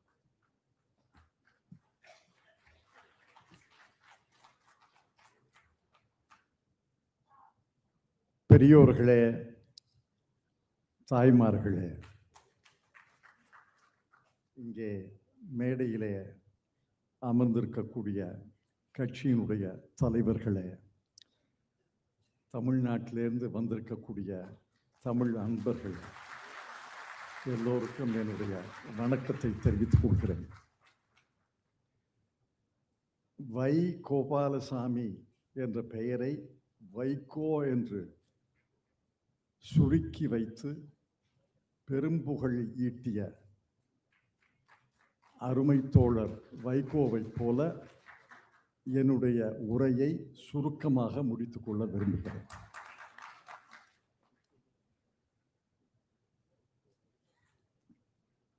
நாடாளுமன்றத்திலே வைகோவுடைய உரைகளை ஆங்கிலத்திலே மொழிபெயர்த்து 4 பாகங்களாக ஒரு தொகுப்பாக வெளியிட்டிருக்கிறார். எத்தனை முறை நாடாளுமன்றத்தின் மக்களவைக்கு தேர்ந்தெடுக்கப்பட்டார் என்று சொன்னார்கள், எத்தனை முறை நாடாளுமன்றத்தின் மாநிலங்களவைக்கு தேர்ந்தெடுக்கப்பட்டார் என்று சொன்னார்கள். அதைவிட முக்கியம், எத்தனை முறை அவர் சிறை சென்றிருக்கிறார் என்பதுதான் முக்கியம். நான் வேலூர் சிறையில் அவர் இருக்கும்போது பார்க்க போனேன். அனுமதி இல்லை. பழங்களை வாங்கி செல்லவில்லை, நூல்களை வாங்கி சென்றேன். ஏனால் பழங்களை புசிப்பதை விட நூல்களை படிப்பது தான் அவருக்கு விருப்பமானது என்று தெரியும். இந்த நூல்களை படிப்பவர்கள் அவர் அறிவாளி என்று தெரிந்து கொள்வார்கள். அறிவாளி என்பது ஒரு பக்கம் இருக்க, அவர் வாழ்நாள் முழுவதும் போராளி என்பதுதான் என் மனதிலே நிற்கிறது.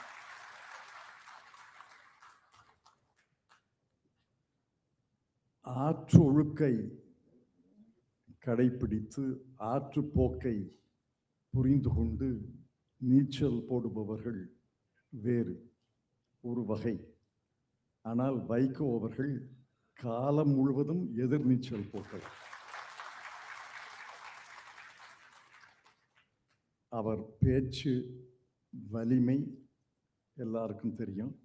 அவர் எழுத்தும் வலிமையாக, ஆங்கிலத்திலே மொழிபெயர்த்தாலும் எழுத்தும் வலிமையாக இருக்கும் என்று நான் நூல்களை படித்து பார்த்த பிறகு உணர்ந்து கொள்வேன் என்று நம்புகிறேன்.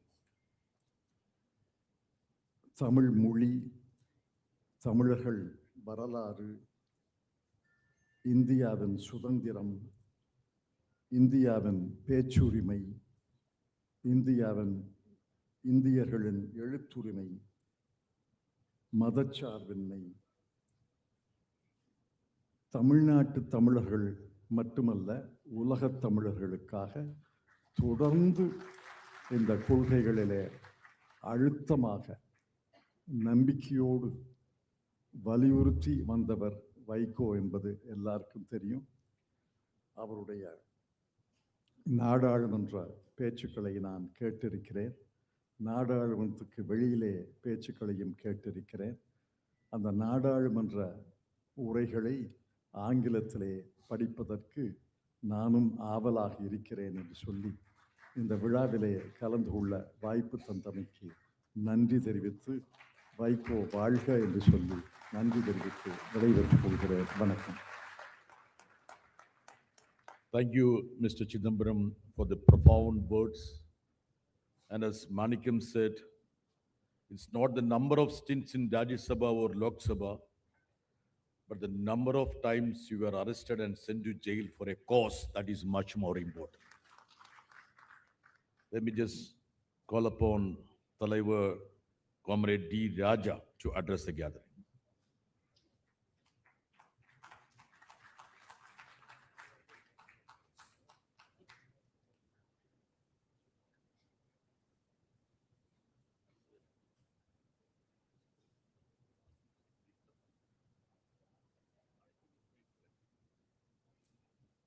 நூல் வெளியீட்டு விழா தலைவர் மரியாதைக்குரிய வைகோ அவர்களே, மேடையில் வீற்றிருக்கிற தலைவர் பெருமக்களே, பெரியோர்களே, நண்பர்களே, தோழர்களே, உங்கள் அனைவருக்கும் இந்திய கம்யூனிஸ்ட் கட்சியினுடைய புரட்சிகரமான வாழ்த்துக்களையும் வணக்கங்களையும் முதலில் தெரிவித்துக் கொள்கிறேன். Friends, comrades, Vaiko in Parliament. Book has been launched. Leader of the opposition, Mr. Rahul Gandhi, released that book. Mr. Akhilesh Yadav received the first copy. They all spoke on Mr. Vaiko. And here on the dais, many leaders are going to speak. Mr. Farooq Abdullah, the senior statesman of our country, has spoken. I don't want to make a long speech. Vaiko in Parliament. Who is Vaiko? Vaiko என்பவர் யார்? நான் கல்லூரி மாணவனாக இருந்த காலத்திலிருந்து வைகோவை நான் அறிவேன். வைகோ ஒரு ஆற்றல் மிகு அரசியல் தலைவர், ஆற்றல் மிகு களப் போராளி. வெறும் பேச்சு மட்டும் அவருடைய சிறப்பு அல்ல, களத்தில் நின்று போராடுவதும் அவருடைய சிறப்பு என்பதை நான் சுட்டிக்காட்ட விரும்புகிறேன். என்னுடைய கல்லூரி காலத்திலிருந்து அவருடைய உரைகளை நான் படித்து வருகிறேன். பெரியார் அண்ணா அவர்களின் கொள்கைகளில் உறுதியோடு நின்று இன்று வரையிலும் போராடி கொண்டிருக்கிற ஒரு போராளி வைகோ அவர்கள். தமிழ் மொழி, தமிழ் கலாச்சாரம், தமிழ் மக்கள், தமிழ்நாடு என்று ஏதாவது பிரச்சனையாகுமானால் அதனை எடுத்து பேசுவதற்கும் போராடுவதற்கும் முன்னணி களப்போராளியாக வைகோ அவர்கள் இருந்து வருகிறார். தமிழ் மக்கள் எங்கெல்லாம் இருந்தாலும், குறிப்பாக இலங்கை தமிழர்கள் எங்கெல்லாம் அவர்கள் இன்றைக்கும் அவதிக்குள்ளே வாழ்ந்து கொண்டிருந்தாலும், அவர்களுடைய நலனுக்காக, உரிமைகளுக்காக தொடர்ந்து குரல் கொடுக்கிற ஒரு மாபெரும் தமிழ் போராளி திரு வைகோ என்பதை நாம் நினைவில் கொள்ள வேண்டும். வைகோ நாடாளுமன்றத்தில் ஆற்றியிருக்கிற உரைகள் நான் குறிப்பிட்டிருக்கிறேன். இது புதிய தலைமுறைக்கு வழிகாட்டுதலாக அமையும். புதிதாக தேர்ந்தெடுக்கப்படுகிற பாராளுமன்ற உறுப்பினர்களுக்கே இது வழிகாட்டுதலாக அமையும் என்று நான் குறிப்பிட்டிருக்கிறேன். அந்த அளவிற்கு அவருடைய உரைகள் அமைந்திருக்கின்றன. எனவே Vaiko is one of the unique personalities in the contemporary history of Tamil Nadu and India. One of the unique personalities. And he is a great orator, eloquent orator, able parliamentarian. நாம் சொல்லிக்கொண்டே போகலாம். பட் இந்த நூல் Vaiko in parliament, வைகோவை நமக்கு அறிவோம், வைகோவினுடைய ஆற்றல்கள் நமக்கு தெரியும், அவருடைய கொள்கை ஈடுபாடு, அதற்காக அவர் நடத்துகிற போர்கள், போராட்டங்கள் நமக்கு தெரியும். ஆனால் parliament, Vaiko in parliament, what is parliament? What is parliament today? இதை நாம் உணர வேண்டும். What is parliament today? நமக்கு ஒரு கான்ஸ்டிடியூஷன் இருக்கிறது. The principal architect of Indian constitution doctor Ambedkar. Doctor Ambedkar தான் குறிப்பிட்டார், parliament is supreme institution in our democracy. Parliament represents the sovereign will of the people. Sovereign will of the people. Today, what is happening to Indian Parliament? Indian Parliament? Indian Parliament is increasingly becoming redundant. If Parliament becomes redundant, democracy dies. This is what Dr. Ambedkar wants. Parliament should be vibrant, and Parliament is the forum which makes executive, the government of the day, answerable, accountable to the people. So Parliament should function. ஆனால் இன்றைக்கு என்ன நடைபெறுகிறது? Ever since the communal fascist forces captured power, democracy is undermined, constitution is undermined, parliament is being made redundant. என்ன நடைபெறுகிறது? India என்று சொன்னால் that is Bharat, union of states. இதை தான் அம்பேத்கர் குறிப்பிட்டார். அம்பேத்கர் ஒரிஜினலாக அவர் இந்தியாவை பற்றி எழுத நினைத்த பொழுது யுனைடெட் ஸ்டேட்ஸ் ஆஃப் இந்தியா என்று அவர் கருத்தை கொண்டிருந்தார். ஆனால் கான்ஸ்டிடியூஷனை உருவாக்குகிற பொழுது யூனியன் ஆஃப் ஸ்டேட்ஸ் என்று அதை எழுதினார். India that is Bharat, union of states. அப்படி என்றால் இந்தியா இன்றைக்கு யூனியன் ஆஃப் ஸ்டேட்ஸ் என்று நடைபெறுகிறதா? நாடாளுமன்றம், பார்லமெண்ட் அதற்கான முறையில் செயல்படுகிறதா? இன்றைக்கு என்ன நடைபெறுகிறது? ஆட்சி பொறுப்பில் இருக்கிற வலதுசாரி பிற்போக்கு சக்திகள் ஒன் நேஷன் ஒன் கல்ச்சர் என்று பேசினார்கள், ஒன் நேஷன் ஒன் லாங்குவேஜ் என்று பேசினார்கள், இன்றைக்கும் பேசுகிறார்கள். One nation one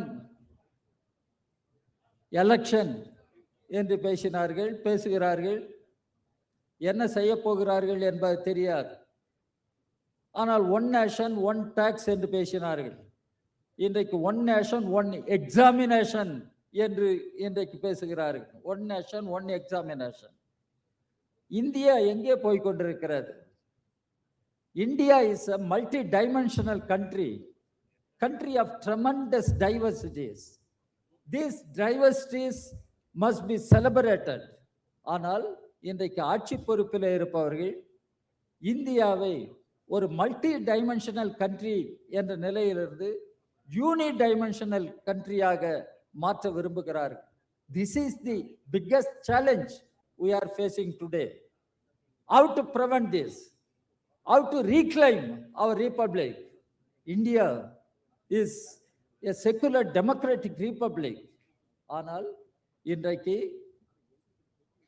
those who are in power, they want to rewrite history. They want to redefine Indian nationhood.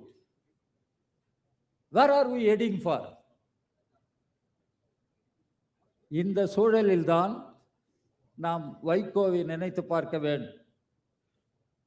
ஒரு வைகோ அல்ல, பல வைகோக்கள் இன்றைக்கு இந்தியாவில் தேவைப்படுகிறார்கள்.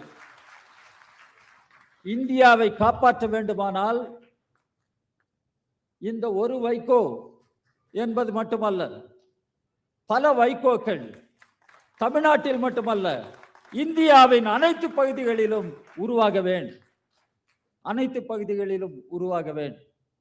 இதைதான் டாக்டர் அம்பேத்கர் அரசியல் சட்டத்தில் தெளிவாக சொல்லி இருக்கிறார். India, that is Bharat, union of states, union of states. ஆனால் இங்கே ஃபருக் அப்துல்லா அமர்ந்திருந்தார். பாவம், அவர் ஒரு மூத்த அரசியல் தலைவர். ஜம்மு காஷ்மீர் ஒரு மாநிலமாக இருந்தது. The statehood has been snatched. It has been split into union territories. If that can happen in Jammu and Kashmir, tomorrow it can happen in any other state. Tamil Nadu also is not an exceptional. ஆனால் தமிழ்நாட்டை அவ்வளவு சுலபத்தில் அவர்கள் எடுத்துக்கொள்ள முடியாது. எனவேதான் இன்றைக்கு அச்சப்பட்டு கொண்டிருக்கிறார்கள். இன்றைக்கு அச்சப்பட்டு கொண்டிருக்கிறார்கள். ஆனால் இந்தியா இன்றைக்கு பெரும் சவால்களை எதிர்கொண்டிருக்கிறார். இந்த சவால்களிலிருந்து இந்தியாவை நாம் காப்பாற்ற வேண்டும். இந்தியாவினுடைய அரசியல் சட்டத்தை நாம் காப்பாற்ற வேண்டும். மதச்சார்பற்ற ஜனநாயகத்தை நாம் காப்பாற்ற வேண்டும். என்ன செய்வது? என்ன செய்வது? பார்லமெண்ட் இன்றைக்கு மக்களுடைய குரலாக இருக்க வேண்டும். மக்கள் என்று நான் குறிப்பிடுகிற பொழுது இந்தியாவில் இருக்கிற அனைத்து மக்களும் கன்னியாகுமரியிலிருந்து காஷ்மீர் வரை, மணிப்பூரிலிருந்து மகாராஷ்டிரா வரை, இந்தியாவில் இருக்கிற அனைத்து மக்களும் இன்றைக்கு எல்லாரும் பெற்று இன்றைக்கு வாழ வேண்டும். இதை நான் சொல்லவில்லை, டாக்டர் அம்பேத்கருடைய அரசியல் சட்டம் சொல்லுகிறது. State shall ensure all means of livelihood to all its citizens, men and women. அதுக்கு என்ன பொருள்? State shall ensure all means of livelihood to all its citizens, men and women. But what is happening today? இந்தியாவினுடைய செல்வ வளங்கள் எல்லாம் சிலரிடம் குவிகின்றன. அடானிகள், அம்பானிகள் என்று நாம் மேற்கோள் காட்டிக் கொண்டிருக்கலாம். உழைக்கக்கூடிய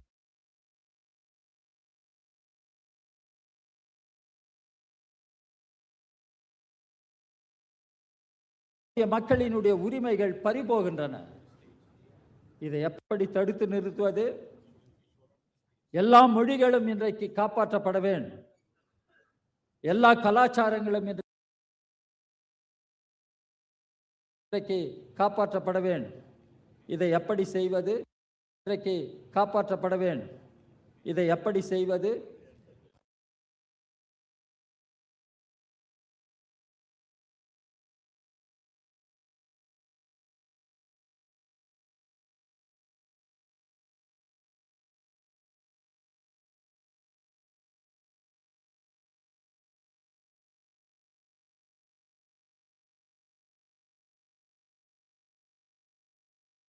இன்றைக்கு காப்பாற்றப்பட வேண்டும். இதை எப்படி செய்வது?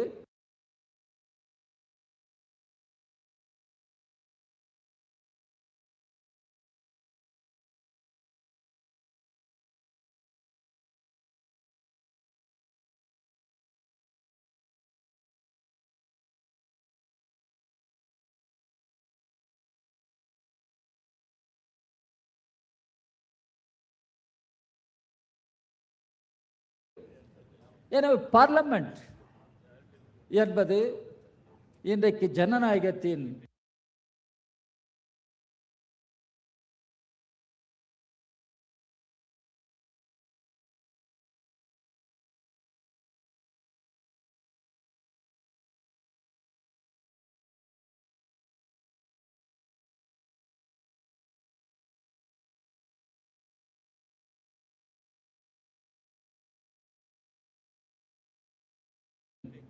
ஒரு முக்கிய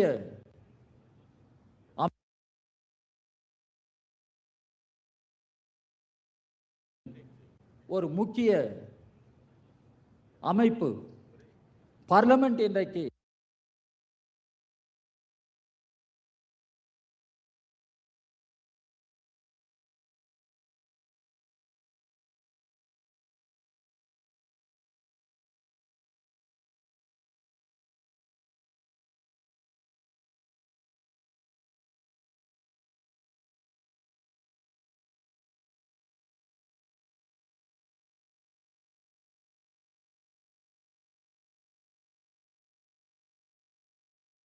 பார்லமெண்ட் இன்றைக்கு செயல்படவில்லையானால்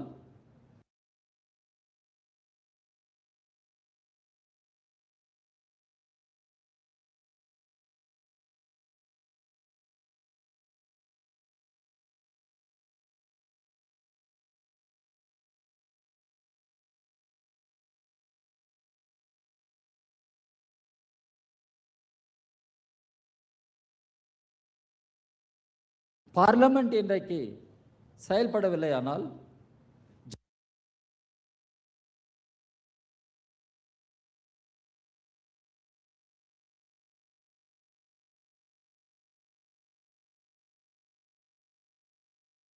ஜனநாயகம் செத்து போகும்.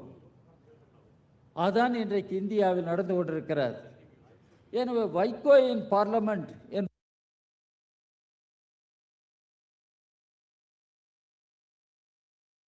சொல்கிற பொழுது வைகோவை நமக்கு தெரிகிறது. ஆனால் பார்லமெண்ட் என்ன ஆகும்? இந்த கவலை எல்லோருக்கும் ஏற்பட வேண்டும். இந்த கவலை எல்லோருக்கும் ஏற்பட வேண்டும். எனவே இன்றைக்கு ஒரு வைகோ அல்ல, நூற்றுக்கணக்கான வைகோக்கள் இன்றைக்கு தோன்ற வேண்டும். அதற்கு ஒரு முன்மாதிரியாக உத்வேகம் அளிக்கிற ஒருவராக இருப்பவர் தான் திரு வைகோ. திரு வைகோ அவரை நாம் சரியாக அடையாளம் காண வேண்டும். தமிழ்நாட்டு மக்களுக்கு அவரை தெரியும்.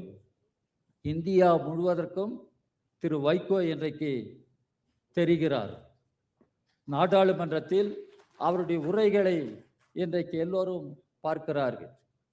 எனவே இன்றைக்கு நாடு இருக்கிற சூழலில் வைகோ இன் பார்லமெண்ட் என்ற இந்த நூல் புதிய வெளிச்சத்தை கொடுக்கிற, புதிய புரிதலை கொடுக்கிற ஒரு நூலாக அமைகிறது.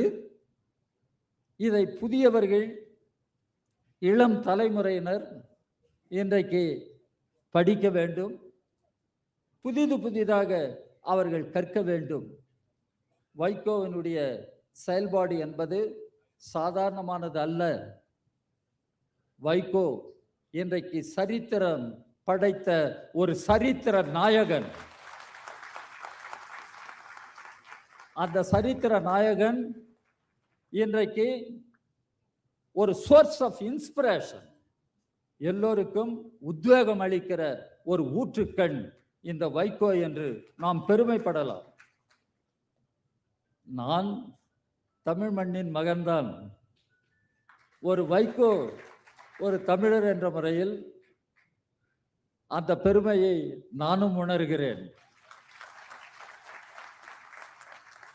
நாடாளுமன்றத்தில், பார்லமெண்டில் அவர் ஆற்றுகிற உரைகளை, அந்த உரை என்பது வெறும் வார்த்தைகள் மட்டுமல்ல, உடல் மொழி.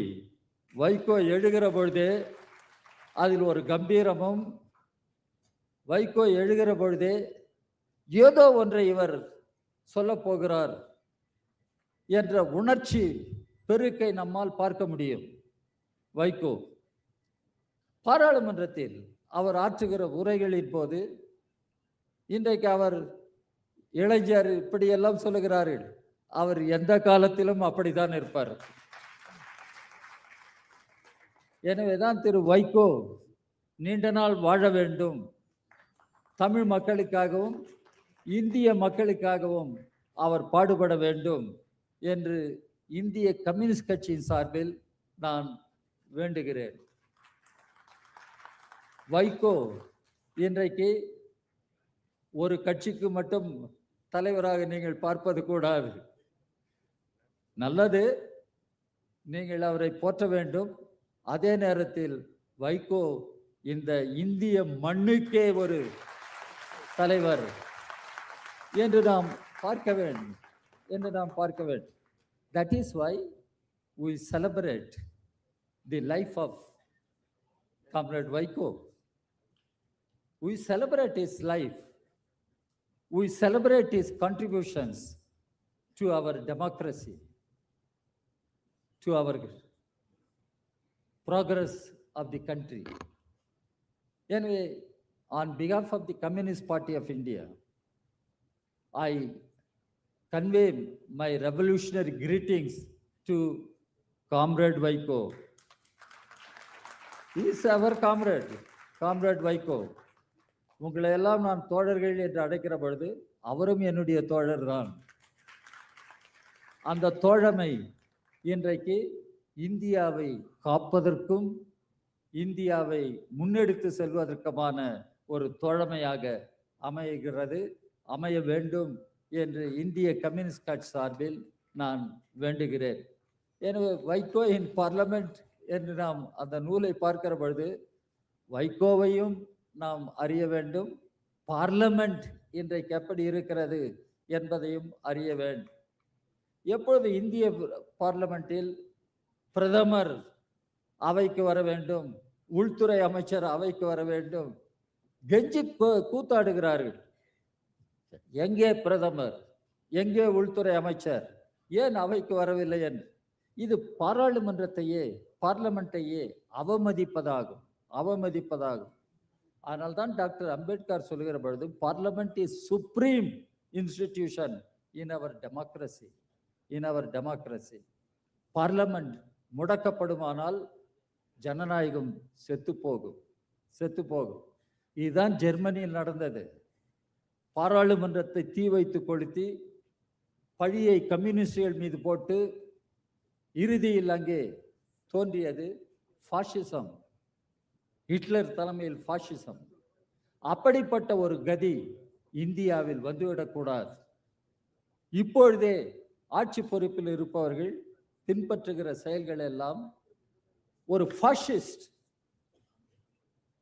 கொள்கைகள் என்பதை நாம் புரிந்து கொள்ள வேண்டும்.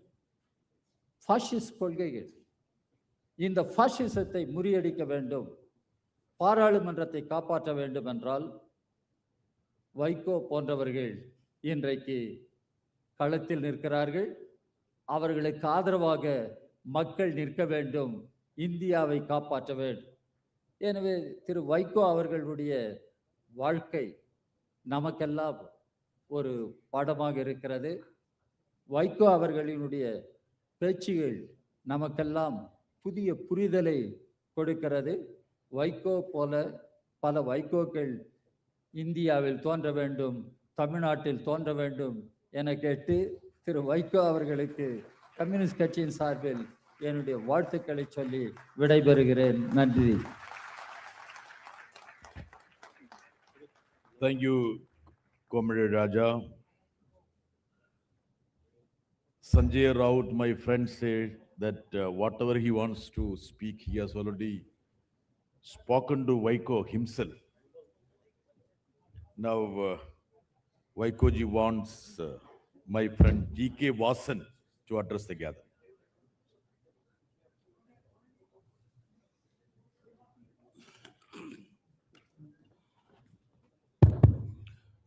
அனைவருக்கும் வணக்கம். தமிழக மக்களுடைய நாடி நரம்புகளை உணர்ந்த தலைவராக, தமிழக மக்களுடைய எண்ணங்களை தொடர்ந்து பிரதிபலித்துக் கொண்டிருக்கின்ற தலைவராக இன்றைக்கு ஐயா வைகோ அவர்கள் கம்பீரமாக மேடையில் அமர்ந்திருக்கிறார்கள். வைகோ அவர்களது புகழுக்கு பெருமை சேர்க்கும் வகையிலே இன்றைக்கு இந்திய திருநாட்டினுடைய அகில இந்திய காங்கிரஸ் கட்சியினுடைய மூத்த தலைவர் திரு ராகுல் காந்திஜி அவர்கள் இந்த புத்தகத்தை வெளியிட்டிருப்பது பொருத்தமான ஒன்று. காஷ்மீர் முதல் கன்னியாகுமரி வரை இன்றைக்கு பல்வேறு மாநிலங்களிலிருந்து தலைவர்கள் இங்கே மேடையிலே அலங்கரித்து ஐயா வைகோ அவர்களுடைய புகழை பரப்புவது தமிழகத்திற்கு பெருமை, தமிழுக்கு பெருமை, மறுமலர்ச்சி திராவிட முன்னேற்ற கழகத்திற்கு பெருமை என்று நான் குறிப்பிட விரும்புகிறேன். ஐயா வைகோ அவர்கள் என்னுடைய மறைந்த தந்தை ஐயா ஜி.கே. மூப்பனார் அவர்களோடு அன்போடு, நட்போடு, பாசத்தோடு, பண்போடு பழகியதை நன்றியோடு இன்றைக்கு நான் நினைத்து பார்க்கிறேன். அதே அன்பை என் மீது வைத்திருக்கிறார்கள். அதே தொடர்பு தம்பி வைகோ அவர்களோடு குடும்ப பாசத்தோடு பழகி கொண்டிருக்கிறோம் என்பதை இங்கே குறிப்பிட விரும்புகிறேன். ஒரு மனிதருடைய வெற்றிக்கு பின் ஒரு பெண் என்று கூறுவோம். அந்த வகையிலே ஐயா வைகோ அவர்களது தாயாரையும் அம்மா அன்பு மனைவி அவர்களையும் நான் இங்கே நினைத்து பார்க்கிறேன். புயல், மழை, வெள்ளம், சுனாமி என்று தமிழக அரசியலிலே பார்த்து அதை கடந்து சென்ற தலைவர் ஐயா வைகோ அவர்கள். இன்றைக்கு தமிழகத்திற்கு பெருமை சேர்க்கின்ற ஐயா வைகோ அவர்களுக்கு தமிழகத்தினுடைய மரியாதைக்குரிய மாண்புமிகு முதல்வர் திரு ஜோசப் விஜய் அவர்களுடைய பிரதிநிதியாக நம்முடைய தமிழகத்தினுடைய கல்வித்துறையினுடைய அமைச்சர் திரு ராஜ்மோகன் அவர்கள் இங்கே வந்திருப்பது பொருத்தமான ஒன்று. Dear friends, a leader's true stature is not measured merely by the offices he has held, by the convictions he has upheld. When people say voice of Parliament still echoes with Vaiko, it is because, not just because of his words, it reflects courage, conviction, unwavering commitment, and tireless hard work. These qualities have defined his public life and continue to inspire many. Ayya Vaiko has rightfully earned the title Lion of Parliament. His public life can perhaps be the best described in one single phrase: born to roar, not to fear. திருப்பி சொல்றியா? Born to roar, not to fear. இன்றைக்கு தமிழகத்தில் உள்ள மரியாதைக்குரிய அனைத்து தலைவர்களும் ஐயா திருமாவளவன் அவர்கள், மதிப்பிற்குரிய நம்முடைய திரு மாணிக்கம் தாகூர் அவர்கள், ஐயா சிதம்பரம் அவர்கள் எல்லாம் ஒரு சேர இங்கே வந்திருக்கின்றோம் என்றால் வருங்காலங்களிலே வளமான தமிழகத்திற்கு ஈடு கொடுக்கும் வகையிலே வலிமையான இந்தியாவை உருவாக்க வேண்டும் என்பதற்காகத்தான். I sincerely hope this book will inspire future generations to understand the courage, determination, and sense of purpose that have characterized Ayya Vaiko, which he has earned through his long public journey in his life.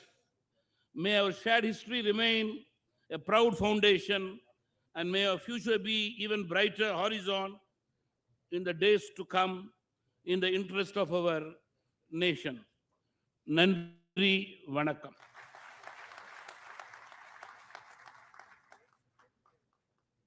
Thank you, Vasanji. Now let me just invite Dr. G. Vishwanathan to address the gathering.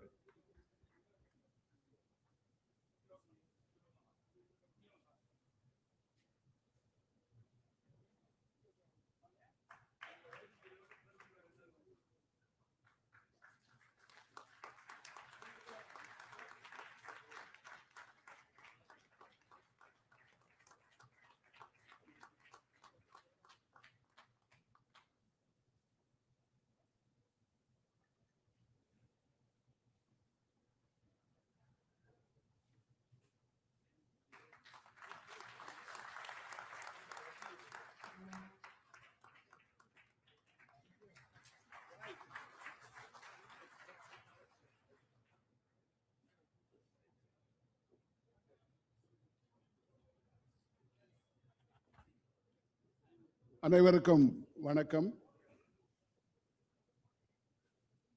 தமிழ்நாட்டிலிருந்து இவ்வளவு பேர் சென்னைக்கு வந்து முதல் முறையாக நான் பார்க்கிறேன். மிகுந்த மகிழ்ச்சி.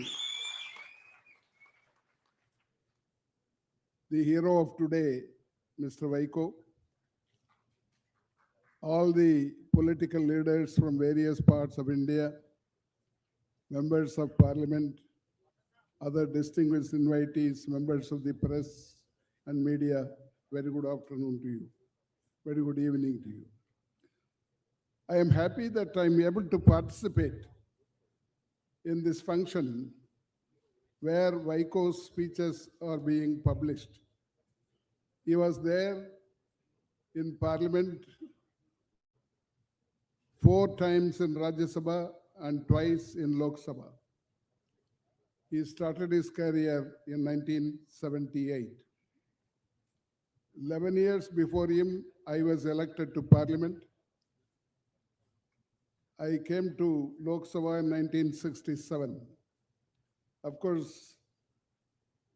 he is my junior in age, but very senior in experience and struggles. வழக்கமா நாமெல்லாம் சில போராட்டத்தை சந்திப்போம். போராட்டத்தையே வாழ்க்கையா வச்சிருந்தவர் வைகோ அவர்கள். இனிமேலாவது போராட்டம் இல்லாமல் அவர் கொஞ்ச நாளைக்கு இருக்க வேண்டும். ஆனால் அநீதி எங்கே வந்தாலும் அதை எதிர்த்து போராடுவதற்கு வைகோ இருக்கிறார்.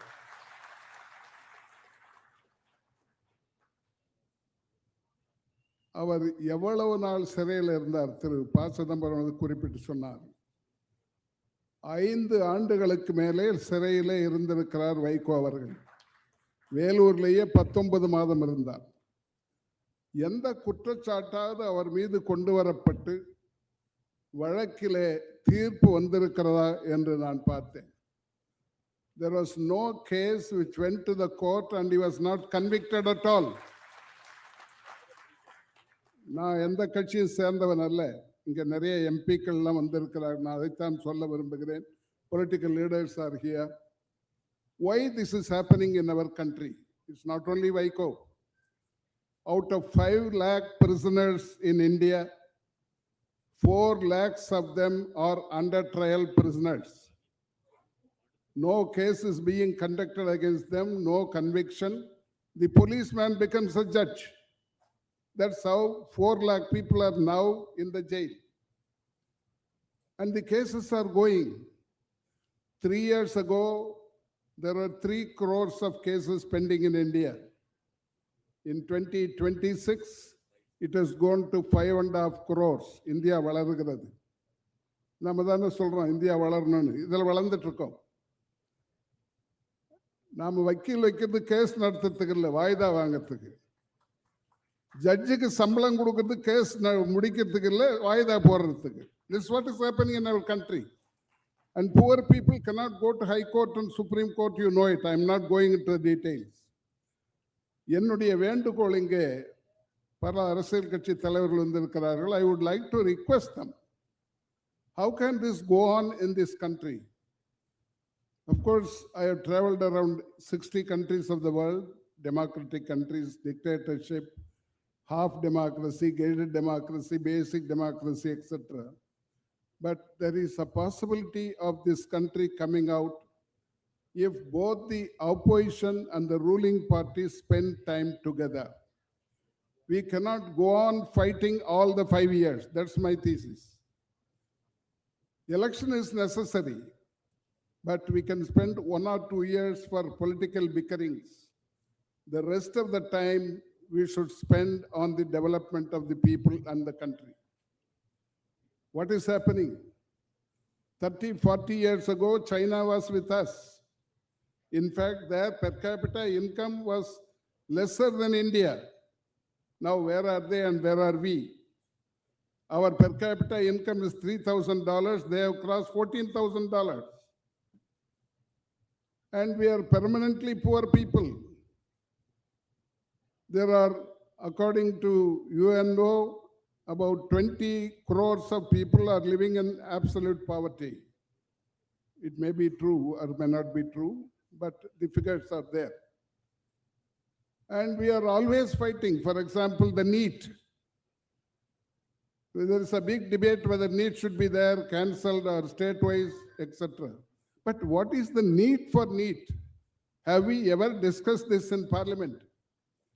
22 lakhs of students want to study medicine. What is the seats, number of seats available in this country? 1,30,000 seats. So it is the duty of NEET to distribute this 1,30,000 to 20 lakh students. That's what NEET is called. This can be changed. For example, our students go and study all over the world, except Pakistan and Afghanistan. You will find students studying medicine everywhere in the world. One is shortage of seats here. The other one is cost of medical education. This has never resolved. It's 75, 80 years now. When are we going to resolve this? In China, they allow 800 to 1,200 seats per medical institution. If we are going to do that, we may get 8 lakh seats instead of 1,30,000. We have never considered this. I want the opposition and the ruling party sit together and do this. We can't go on bickering. We can't go on fighting. And what about the economic growth? The major problem of our country is poverty and ignorance. What are we doing? For example, as I told you, China was with us in education also. Now their GER is 75%. Ours is 28%. All the developed countries, their GER, gross enrollment ratio, varies from 60% to 100%. When are you going to achieve that? Because government has to spend more money on education. Education and health are the two areas where any welfare state should spend, and we are not doing it. About 60 years ago, we were told that 6% of the GDP should be spent on education. Now we spend less than 3%.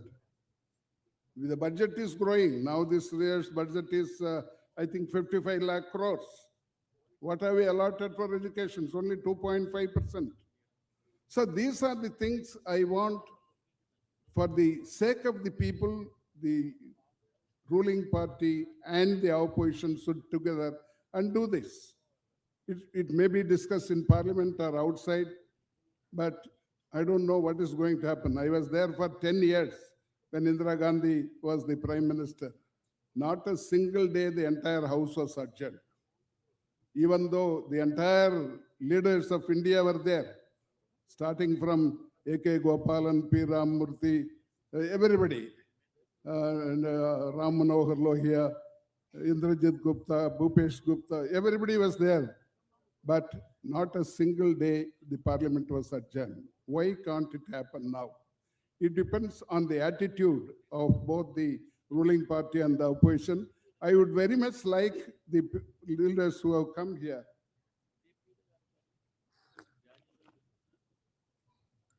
to do something so that it will be beneficial to the people. What about economic development? Why are we not growing up? Why are we still a poor country? When they reached 14,000, why are we at $3,000 per per capita income? We can do this. See, we have a tax, the GST. Who pays it? In India, the top 10% of the people own 65 to 70% wealth of the country. But when it comes to GST, they pay only 3 to 4%. The middle class are those who are behind, 50% of the people, they pay 2/3 of the GST, whereas they own only 5 to 6% of the wealth of the country. Was this ever discussed among the parties? Why can't we do this? These are the things I would very much like our political parties to do. Of course, we have to respect each other. I always remember how a ruling party and opposition should behave. While I was a student, our Kamaraj was the chief minister, Perandalaivar Kamaraj. Anna was member of Assembly from Kanchipuram. It happened in 1957-58. He invited the chief minister to his constituency. He went and attended a function where Anna instructed his followers. தன்னுடைய கட்சிக்காரெல்லாம் கூப்பிட்டு யாரும் கட்சி கொடி கட்டக்கூடாதுன்னு சொல்லிட்டார். முதலமைச்சர் வர்றார், ஆனால் நம்ம கட்சி கொடி கட்டக்கூடாதுன்னு சொல்லி காமராஜ் வந்த உடனே அந்த கூட்டத்தில் சொன்னார், நீங்கள்லாம் என்னிடத்தில் கோரிக்கை வைக்கிறீர்கள், நான் யாரிடத்திலே கொண்டு போய் அதை கொடுத்து செய்ய வேண்டுமோ அவரையே அழைத்து கொண்டு வந்து நீங்களே நேரடியாக கேட்டுக்கொள்ளலாம் என்று சொன்ன அந்த ஜனநாயகத்தை நான் பார்க்கிறேன். அது ஏன் இப்பொழுது நடக்கக்கூடாது? கொஞ்சம் மெச்சூரிட்டி வேண்டும், கொஞ்சம் பொறுமை வேண்டும். இந்த ரெண்டும் இருக்க மெக்னானிமிட்டி கொஞ்சம் இருந்தாகணும், ஒரு பெருந்தன்மை இருந்தால்தான் இதெல்லாம் நடக்கும். அப்போதுதான் மக்களுக்கு நல்லது கிடைக்க முடியும். இல்லையானால் சண்டை போட்டுக்கொண்டே இருப்போம். அதை சில பேர் பயன்படுத்தி கொண்டு வாழ்ந்து அவர்கள் வளர்வார்கள். நீங்க இவ்வளவு பெரிய சிக்கலுக்கு மத்தியில் the billionaires in this country are growing. பில்லியனர்ஸ்னா ஆங்கிலத்தில், தமிழில் நம்ம பெருங்கோட்டீஸ்வரர்கள் சொல்லுவோம். 10,000 கோடி வச்சிருந்தா பெருங்கோட்டீஸ்வரன் பில்லியர்னு சொல்றோம். 2000 9 பேர் தான் இருந்தாங்க, இப்போது 300 பேராக வளர்ந்திருக்கிறது. ஆக வளர்ச்சி இருக்கிறது. இந்தியாவுடைய வளர்ச்சி சில பேருக்கு போய் செய்கிறது, எல்லோருக்கும் சேரவில்லை. இதை மாற்ற வேண்டியது நம்முடைய அரசியல் கட்சிகள், அரசியல் தலைவர்கள். இங்கே அவ்வளவு பேர் வந்திருக்கிறார்கள். நான் வைகோ பெயராலே கேட்டுக்கொள்வது, ஒரு வைகோ போதாது, எல்லோரும் வைகோவாக மாறி அதை நீங்கள் செய்ய வேண்டும் என்று கேட்டுக்கொள்கிறேன். அவர் வாழ்நாள் முழுவதும் மக்களுக்காக பாடுபடுபவர், பெற்றுக்கொண்டே இருக்கின்றார்கள். எதையும் தனக்காகவோ தன் குடும்பத்திற்காகவோ என்று கவலைப்படாமல் தமிழ்நாட்டு மக்களுக்காக, இந்திய மக்களுக்காக, அந்நிய நாட்டிலே வாழ்கின்ற தமிழ் மக்களுக்காகவும் சேர்த்து கவலைப்படுபவர். அதனால்தான் இன்னைக்கு கூட ஒரு 7-8 நாடுகளில் அவர் உள்ள விடுறதில்லை. He was not being allowed. In fact, I was there in US last month. I asked him, when did you go? He says, I am not allowed to enter US. அவர் விடுதலை புலிகளுக்கு ஆதரவாக இருந்தார் என்று சொல்லி இன்றைக்கும் அவரை வெளியே நிறுத்தி வைத்திருக்கிறார்கள். அப்படிப்பட்ட ஒருவர் தமிழர்களுக்காகவே வாழ்ந்து கொண்டிருப்பவர். அந்த விழாவிலே கலந்து கொள்வது எனக்கு மிகுந்த மகிழ்ச்சியாக இருக்கிறது சொல்லி அனைவருக்கும் நன்றி கூறி விடைபெறுகிறேன். வணக்கம். Thank you, Dr. G. Vishwanathan. Let me just request my friend, Mr. N.K. Premachandran to address.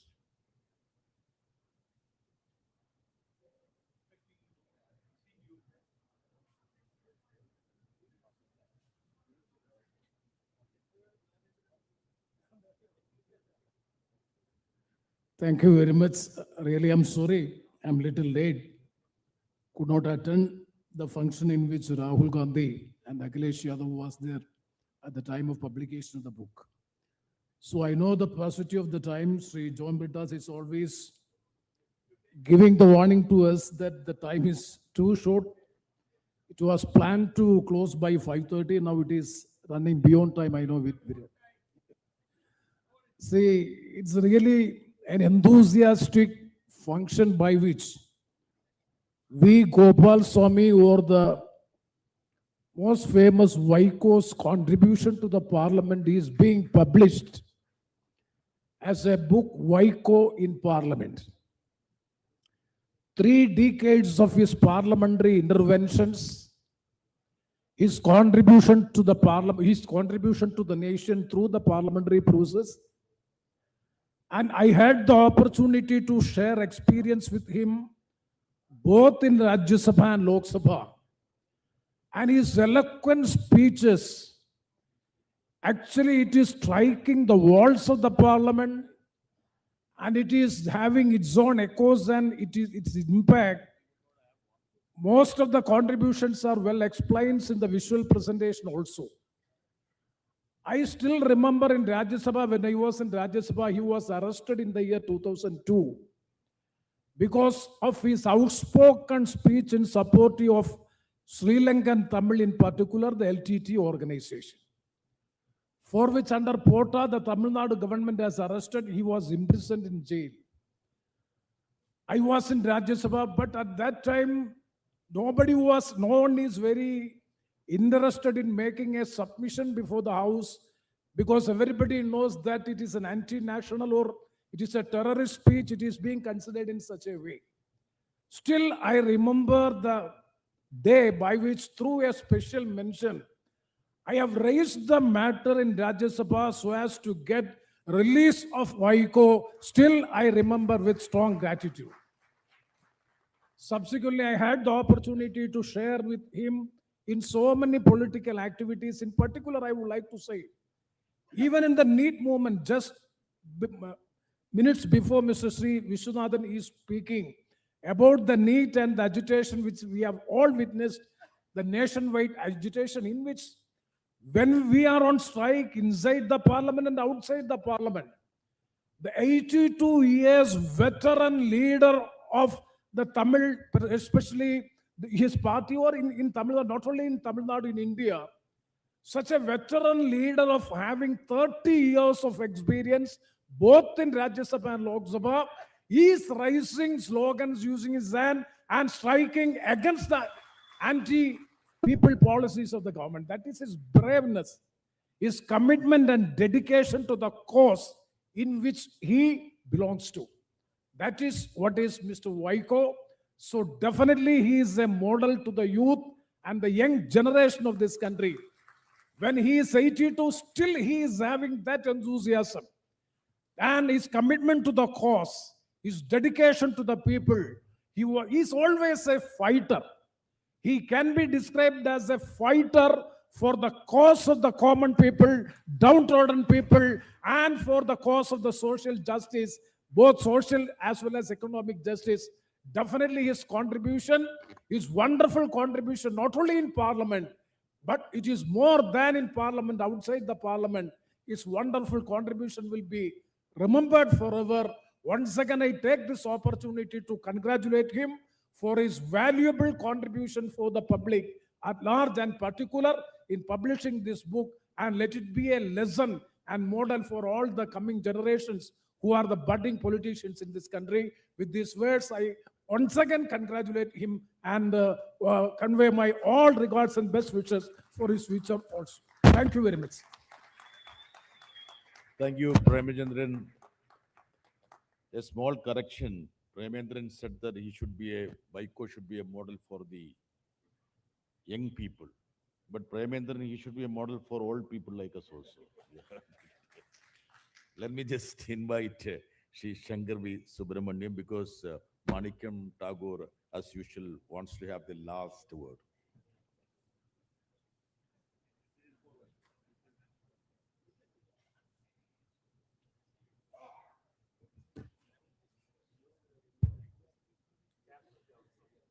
அனைவருக்கும் எனது மாலை வணக்கம்.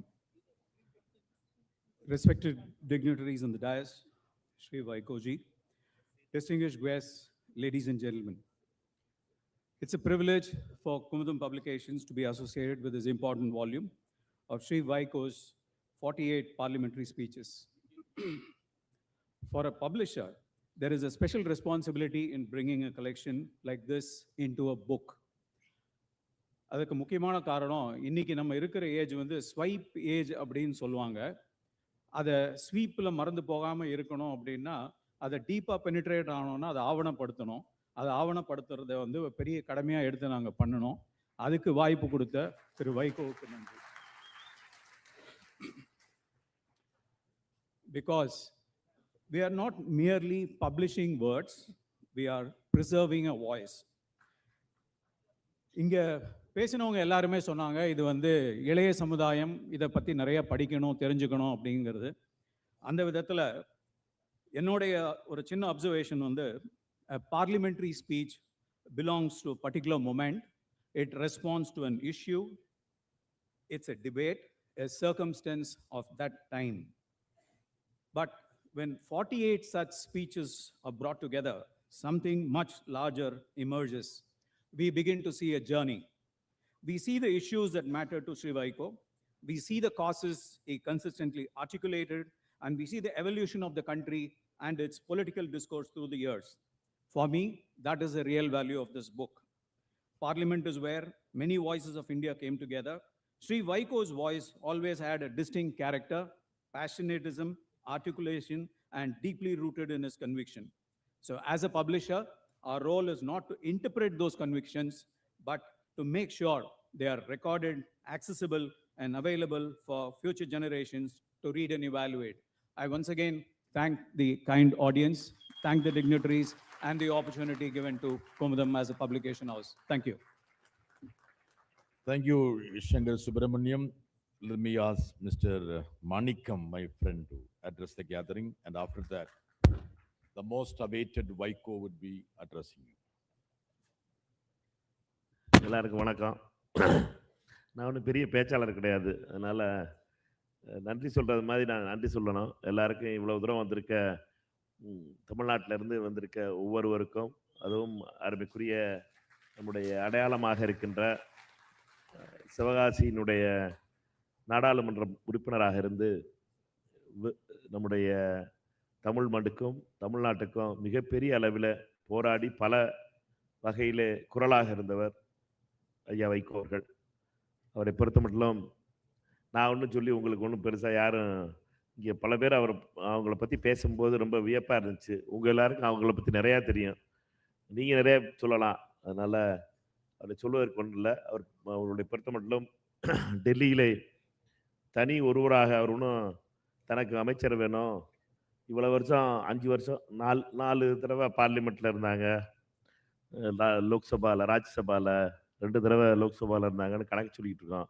ஆனால் ஒரு தடவை கூட அமைச்சராகலைங்கிறதையும் சேர்த்து நம்ம சொல்லணும். என்னட்டுனா மற்றவர்களுக்கு பதவி வாங்கி கொடுத்தோம், மற்றவர்களுக்கு பொறுப்பு வாங்கி கொடுத்தோம், மற்றவர்களை அழகு பார்த்தோம்.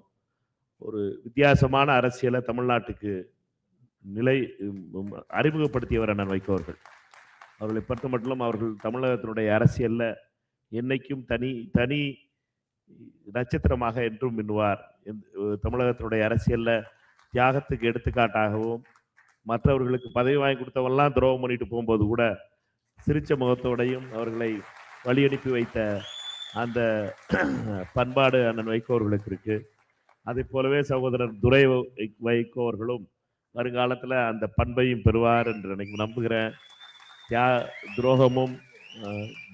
துரோகத்தை பார்த்து வளர்ந்திருப்பார் அவரும். அவரை பொறுத்த மட்டும் அருமைக்குரிய வைகோ அவர்களை பொறுத்த மட்டும் கடுமையாக உழைத்து, எல்லாரும் மறந்துட்டது நடைப்பயணத்தை. எல்லாரும் ஜெயிலில் சொன்னாங்க, பேச்சை சொன்னாங்க, எனக்கு இது நடைப்பயணம் தான்.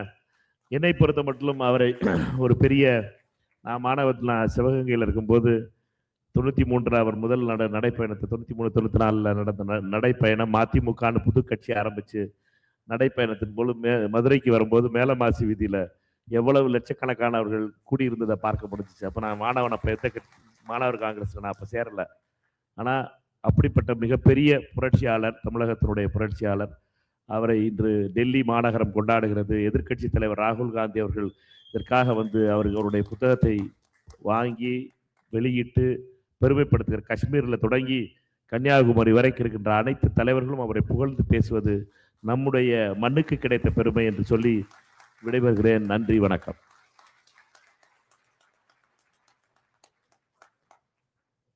Thank you, Manikam. Manikam was very vocally said that many people stopped him, many people tried to put him, crush him, but just say 2 minutes of my thanks also before that. Yeah, okay. And Manikam, you should never do it, okay? Okay. Thank you very much, Manikam. Now, Dore wants to speak to 1 minute. Yeah. After that, you much awaited.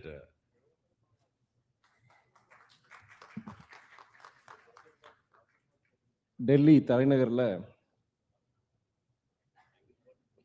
தலைவருக்காண்டி முதல் நிகழ்ச்சி நான் ஏற்பாடு பண்ணியிருக்கிறேன். நான்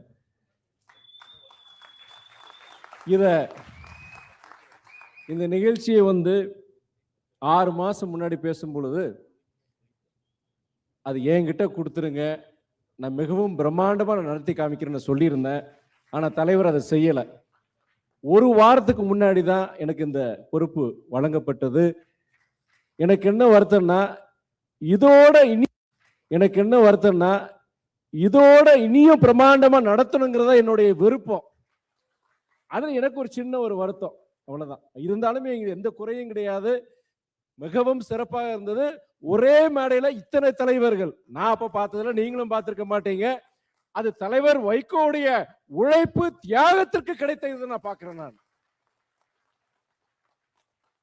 இந்த நிகழ்வுல இந்த நிகழ்ச்சிக்கு வந்து இது ஒரு இவ்வளவு தூரம் ஒரு நல்ல ஒரு நிகழ்ச்சியா, ஒரு வரலாற்று சிறப்பு மிக்க ஒரு நிகழ்ச்சியா இன்னைக்கு நடந்திருக்கு. இந்த நிகழ்ச்சி வெற்றி பெறதுக்கு பங்களித்திட்ட தோழர்கள் நிறைய பேர், நம்ம இயக்கத்து தோழர்கள், மறுமலர்ச்சி திமுகவுடைய தோழர்கள் நிறைய பேர் இதுக்கு உதவியா இருந்திருக்கிறாங்க. நான் குறிப்பிட்ட ஒரு பேர் சொன்ன, சில பேர் விட்டு போயிடுச்சு, கோச்சுக்குவாங்க. நிறைய தோழர்கள் நம்முடைய தமிழ்நாட்டிலிருந்து வந்திருக்கிறாங்க. கிட்டத்தட்ட 1000 பேருக்கு மேல வந்திருக்கிறாங்க. அரங்கத்துக்கு வெளியிலையும் கிட்டத்தட்ட 300-400 பேர் இருக்கிறாங்க. ஆட்சியில் இருக்கிற இயக்கமும் கிடையாது, ஆட்சிக்கு வந்த இயக்கமும் கிடையாது. பொருளாதார பலவீனம் முடிஞ்ச வரைக்கும் இந்த 32 வருஷ தலைவருக்கும் இந்த கட்சிக்காண்டி நீங்க தியாகம் பண்ணியிருக்கிறீங்க. பல்வேறு சிக்கல்கள் இருந்தாலுமே இன்றைக்கு தலைவருடைய இந்த நிகழ்ச்சிக்கு கண்டிப்பா நான் டெல்லியில ஆகணும்னு சொல்லிட்டு பல தியாகங்களை செஞ்சுட்டு தான் நீங்க வந்திருக்கிறீங்க. நீங்க பல பேரால வர முடியல. இங்க வந்து அனைத்து தோழர்களும் மறுமலர்ச்சி சொந்தங்களுக்கும் அதே வேளையில் என்னன்னா, இதுல ஒரு ஆச்சரியம் என்னன்னா, இந்த வாலண்டியர்ஸ் சொல்லி நம்ம கொஞ்சம் பேர் நான் ஆர்கனைஸ் பண்ணியிருந்தேன். நான் இந்த நிகழ்ச்சி நல்லா நடக்கணும் அப்படின்னு சொல்லி சில தன்னார்வலர்கள் சில பேர் நான் இது பண்ணியிருந்தேன். டெல்லியில் இருக்கிற தமிழ் மாணவர்கள் கிட்டத்தட்ட ஒரு 15-20 பேர் கிட்டத்தட்ட கடந்த 3 நாட்களாக இந்த நிகழ்ச்சி வெற்றி பெறதுக்கு உழைச்சிருக்கிறாங்க. அவங்க அந்த கண்மணிகள் அத்தனை பேருக்கும் அந்த கருப்பு சட்டை போட்டு கருப்பு போட்டு வந்திருக்காங்க இல்லையா, அந்த இளைஞர்களுக்கு மறுமலர்ச்சி திமுக சார்பாக எல்லாரும் எந்திரிச்சு நில்லுங்க, ப்ளீஸ் ஸ்டாண்ட் அப். மறுமலர்ச்சி சொந்தங்களின் சார்பாக, தலைவர் வைகோவின் சார்பாக என்னுடைய மனமார்ந்த நன்றியை உங்கள் அனைவருக்கும் நான் தெரிவித்துக் கொள்கின்றேன். இப்போ இந்த நிகழ்ச்சியை ஒருங்கிணைப்பு செஞ்சது, காம்பேர் பண்ணது யார் தெரியுமா? மார்க்சிய கம்யூனிஸ்ட் இயக்கத்தை சார்ந்த தோழர் ஜான் பிரிட்டாஸ். தலைவருடைய ஒரு காலத்துல தலைவருடைய ரசிகர், இன்றைக்கு நாடாளுமன்றத்தில் ஒரு சிறந்த ஒரு பேச்சாளர், ஒரு பத்திரிகையாளர். அவர் பொறுத்திருக்கிறேன்னா அவர் இன்னைக்கு ஒருங்கிணைப்பு செஞ்சிருக்கிறார். இந்த வாலண்டியர் சொன்ன இல்லையா, அதுல ஒரு தோழர் ஹரிஷ் பாலா, அவர் சிபிஐ இயக்கத்தை சார்ந்த ஒரு தோழர். கடந்த 3 நாட்களாக இந்த நிகழ்ச்சிக்காண்டி உழைச்சிருக்கிறாரு. மறுமலர்ச்சி திமுக மாத்திரம் கிடையாது, பொது உடைமை இயக்க தோழர்கள் அவங்க கூட இருக்குன்னு சொல்லிட்டு மறுபடியும் அதை நீங்க சொல்லிட்டு இருக்கிறீங்க. நான் அவங்ககிட்ட சொல்லும்போது சொல்லுவேன், நான் அதிமுகவுடைய கொடி வந்து சிவப்பு கருப்பு சிவப்பு அதுல அதிகமா இருக்கு. ஒரு காலத்துல ஒரு கட்டத்துல நம்மளும் ஒரு லெப்டிஸ்ட் அப்ரோச்சோட தான் போகணும்னு சொல்லி நான் தோழர்கிட்ட சொல்லுவேன். நான் இன்னைக்கு அனைவருக்கும், பத்திரிகை ஊடகவியாளர்கள், பத்திரிகை நண்பர்கள், உங்களுக்கு நான் என்னுடைய நன்றியை தெரிவிச்சுக்கிறேன். நான் இங்க டெல்லியில் இருக்கிற நம்முடைய தமிழ் சொந்தங்கள், உங்கள் அனைவருக்கும் என்னுடைய மனமார்ந்த கோடானு கோடி நன்றியை தெரிவித்துவிட்டு, இந்த நிகழ்ச்சிக்கு வந்து சிறப்பு செய்த நாடாளுமன்ற உறுப்பினர்கள், முன்னாடி சகோதரர் சச்சிதானந்த உட்கார்ந்து இருக்கிறாரு, நிறைய நாடாளுமன்ற உறுப்பினர். அடுத்தடுத்து என்ன, நாளைக்கு பார்லிமெண்ட் இருக்கு, முக்கியமான ஒரு நெருக்கடியான சூழ்நிலை பார்லிமெண்ட் நடந்துட்டு இருக்கு இந்த நேரத்தில். ஆனா பல பேர்னால முழுமையாக கலந்துக்க முடியல. இருந்தாங்க கிட்டத்தட்ட 1.5 மணி நேரம் இருந்துட்டு தான் நிறைய பேர் போயிருக்கிறாங்க. வந்து கலந்துகிட்ட அனைத்து சிறப்பு விருந்தினர்கள், நாடாளுமன்ற உறுப்பினர்கள், தலைவர்கள், நம்முடைய ஐயா பேபி இருக்கிறாரு. அதே மாதிரி இன்னைக்கு ஒரு பிரேமச்சந்திரன் அவரெல்லாம் பார்த்தீங்கன்னா ரொம்ப பிஸியஸ்ட் பார்லிமெண்டேரியன். நான் அவரெல்லாம் பல முறை நான் நாடாளுமன்ற புதுசா போகும்போது நிறைய பல பேர் கத்துட்டு இருக்கு. அப்படி கத்துட்டு இருக்கிற பல பேர்ல வந்து நம்முடைய சகோதரர் தோழர் பிரேமச்சந்திரன் ஒருத்தர், அதுல ஒருத்தர். இன்னைக்கு நம்முடைய அமைச்சர் பொறுத்த வரைக்கும் மிக சிறந்த உரை, உங்கள் உள்ளத்திலிருந்து வந்த உரை, உங்கள் இயக்கத்தின் சார்பாக மாண்புமிகு முதலமைச்சர் சகோதரர் விஜயின் சார்பாக உங்கள் உரை இருந்தது. எல்லாரும் ரசிச்சோம். நாங்க மதிமுக சொந்தங்கள்லாம் அவ்வளவு ரசிச்சோம். நீங்க உங்களை வித்தியாசமா நாங்க பார்க்கல, எங்களுடைய சொந்தமா தான் உங்களை பார்க்கிறோம். நாங்க ஐயா வாசன் ஐயா வந்திருக்கிறாரு. அவர் என்னைக்கு நம்ம வீட்டில் ஒருத்தர் தான். ஐயா அவர் பெரியவர் இருக்கும்போது அப்படிதான், இன்னைக்கு அவர் இருக்கிறாரு. அதே மாதிரி குமுதம் பப்ளிகேஷன்ஸ் அவருக்கும் சரி இன்னைக்கு இந்த நிகழ்ச்சி வந்து கலந்துருக்கிறாங்க. அதே மாதிரி நம்முடைய தமிழ்நாட்டு மாநில தலைவர், காங்கிரஸ் மாநில தலைவர், அன்பு சகோதரர் மாணிக்கம் தாகூர், அவர் என்னுடைய நன்றியை நான் தெரிவிச்சுக்கிறேன். நான் நன்றி நன்றி நன்றி, வணக்கம்.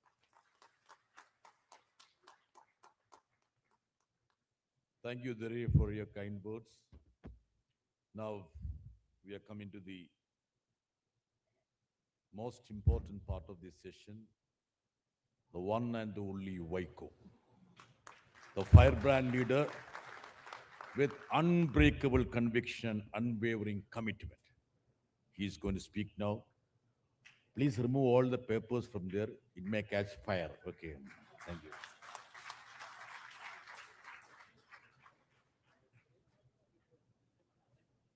I am removing the papers. Okay.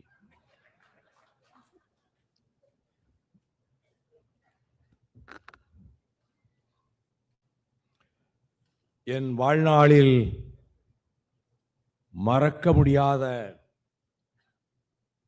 நிகழ்வாக அமைந்திருக்கின்ற நாடாளுமன்றத்தில் வைகோ எனும் இரு அவைகளிலும் நான் ஆற்றிய ஆங்கில உரைகளை தொகுப்புகளாக வார்ப்பித்து கொடுத்த குமுதம் பப்ளிகேஷன்ஸ் உரிமையாளர் வரதராஜன் அவர்களுக்கு நான் நன்றி கடன்பட்டவன். இந்த நூல்களை எங்கே அச்சிடுவதென்று செந்திலதிபன் அவர்களும் நானும் பல நாட்களாக விவாதித்துக் கொண்டிருந்த வேளையில் ஒரு நாள் அலைபேசி ஒலித்தபோது மறுமுனையில் குமுதம் பப்ளிகேஷன்ஸ் உரிமையாளர் வரதராஜன் பேசினார்.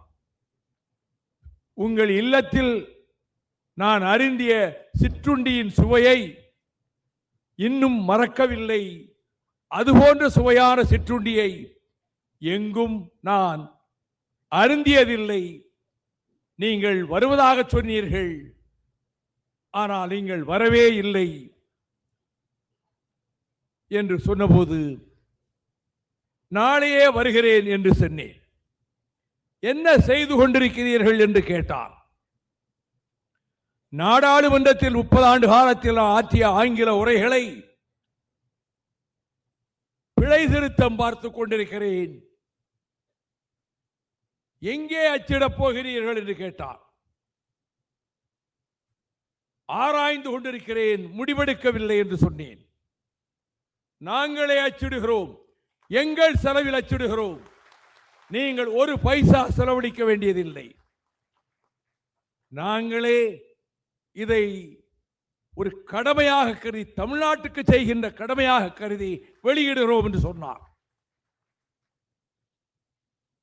அதனுடைய முகப்பு முன்பக்கம் பின்பக்கம் இதை அழகான முறையிலே அந்த டிசைன் செய்தவர் என் அருமை தம்பி விக்டர் அவர்கள்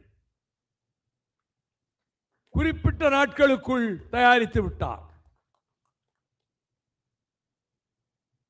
அந்த நிறுவனத்துக்கு நான் நன்றி கடன்பட்டிருக்கிறேன். 2500 ரூபாய் விலை அதிகமாக தெரியலாம். தாட்கள் மிக மிக விலை உயர்ந்த தரமான தாட்கள். ஃபாண்ட் எழுத்துக்கள் படிக்கின்ற பொழுது சலிப்படைய செய்யாமல் கவர்கின்ற எழுத்துக்கள். அதை வெளியிடுகிற நாளில் 20% தள்ளுபடி செய்து விடுவோம் என்று அவர் அறிவித்தார். 2000 ரூபாய் கொடுத்தால் 4 வால்யங்களையும் பெற்றுக்கொண்டு செல்லலாம்.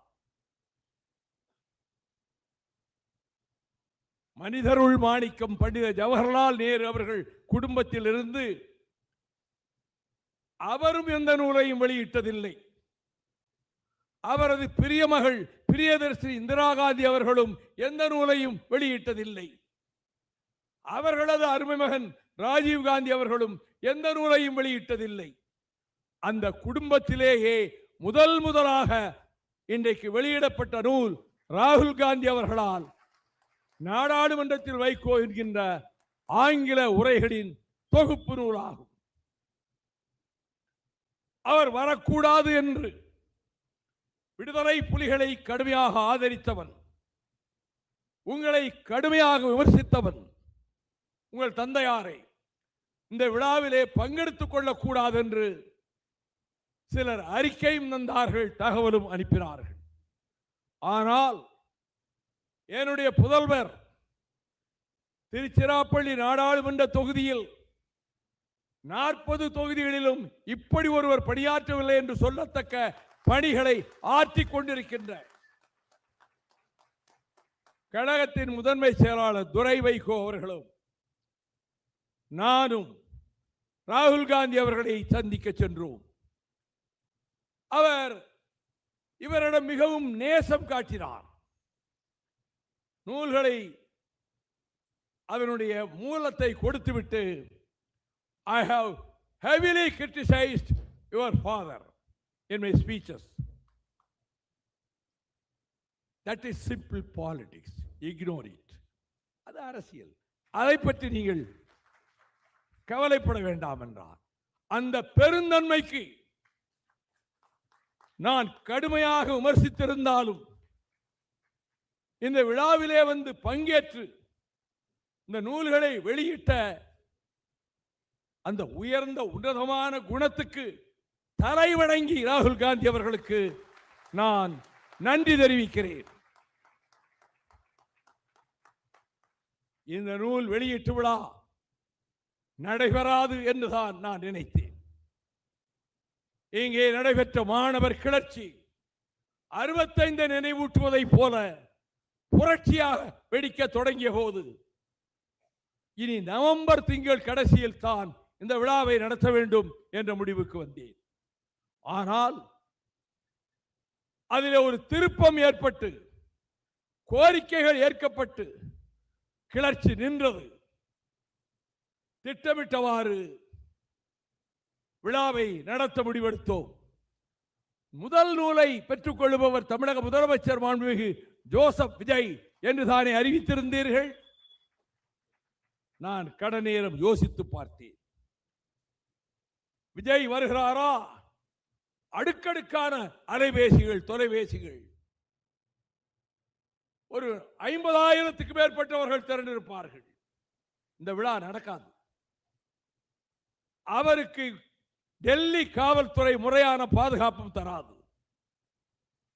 அப்படிப்பட்ட ஒரு சங்கடமான நிலைமைக்கு அவரை ஆளாக்க கூடாது என்று முதலமைச்சரை நேரில் சந்தித்து, நீங்கள் வருவதை நானே தவிர்க்க விரும்புகிறேன், வர வேண்டாம், உங்கள் கட்சியிலிருந்து யாராவது ஒருவரை அனுப்புங்கள், இது தமிழாக்கம் செய்யப்படுகிறது. செந்திலதிபன் பாதி செய்து முடித்து விட்டார், கவி ஓரளவு முடித்து விட்டார். முழுமையாக தமிழாக்கம் செய்யப்பட்ட பிறகு அக்டோபர் திங்களில் ஒரு நாள் சென்னை மாநகரில் முதலமைச்சர் அவர்களே நீங்கள் வெளியிட வேண்டும், யார் பெறுவதென்பதை பின்னர் தீர்மானிப்போம் என்று நான் கூறினேன். அப்படித்தான் இந்த விழா ஏற்பாடு ஆயிற்று.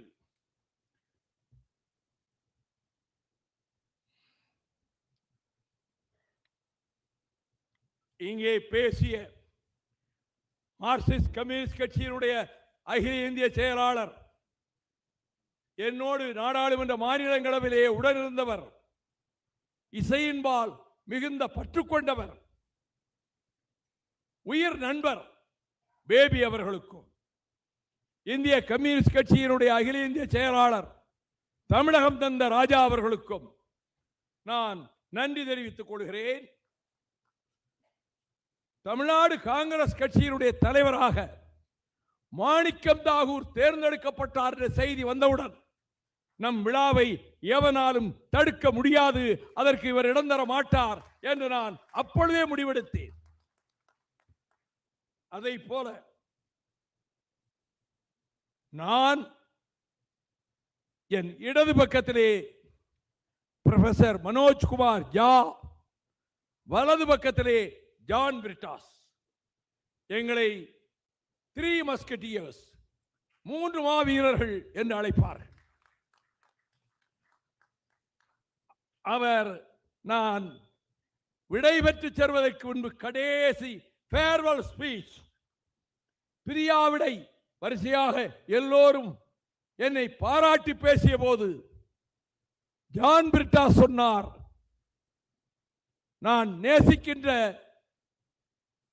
மேதகு பிரபாகரன் அவர்களையும் சுட்டிக்காட்டி எனக்கு பிரபாகரன் வைகோதான் என்று பாராளுமன்றத்திலே சொன்னார். அவர்தான் பகுத்து தர வேண்டும் என்று நான் சொன்னேன். இங்கே உரையாற்றி விடை பெற்று சென்றிருக்கின்ற எழுச்சி தமிழர் தொல் திருமா அவர்களை, அவர் சட்டக்கல்லூரி மாணவராக வந்து என்னை சந்தித்து, ஈழத்திலே தமிழர்கள் கொல்லப்படுகிறார்களே, இது குறித்து நீங்கள் சட்டக்கல்லூரி விடுதியிலே வந்து பேச வேண்டும் என்று சொன்னபோது அவரை முன்பின் எனக்கு தெரியாது. காரிலே அழைத்து சென்று சட்டக்கல்லூரி விடுதியில் பேசிவிட்டு வந்தேன். அதை நினைவாக இங்கே சொன்னார். இங்கே சஞ்சய் ரவுட் அவசர வேலையாக சென்றாலும் சிவசேனா கட்சியை சேர்ந்தவர். அவர் சரத்பவார் அவர்கள் வர இயலாத நெருக்கடியான நிலைமை மராட்டியத்திலே. அதனால் தான் அவரது புதல்வியும் நீண்ட நேரம் இங்கே இருக்க முடியவில்லை. இந்திய யூனியன் முஸ்லீம் லீக் கட்சியின் சார்பில் இங்கே வருகை தந்து சிறப்பித்த முகமது பஷீர் எம்பி அவர்களுக்கும், அதை போலவே நம்முடைய தமிழ் மாநில காங்கிரஸ் தலைவர், என்னை உயிராக நேசித்த ஐயா மூப்பனார் அவர்களினுடைய அருமை புதல்வர் ஜி.கே. வாசன் அவர்களுக்கும், குமுதம் நிறுவனத்தின் சார்பில் உரையாற்றிய சங்கர் சுப்பிரமணியம் அவர்களுக்கும் நான் நன்றி தெரிவித்துக் கொள்கிறேன். It is with immense pleasure to extend my thanks to my party treasurer, the fiery orator, Mr. Sendil Adiban, who have translated 8 volumes into Tamil language, English volumes into Tamil language. The publication of these Tamil volumes will be released in the month of October in the city of Chennai, probably,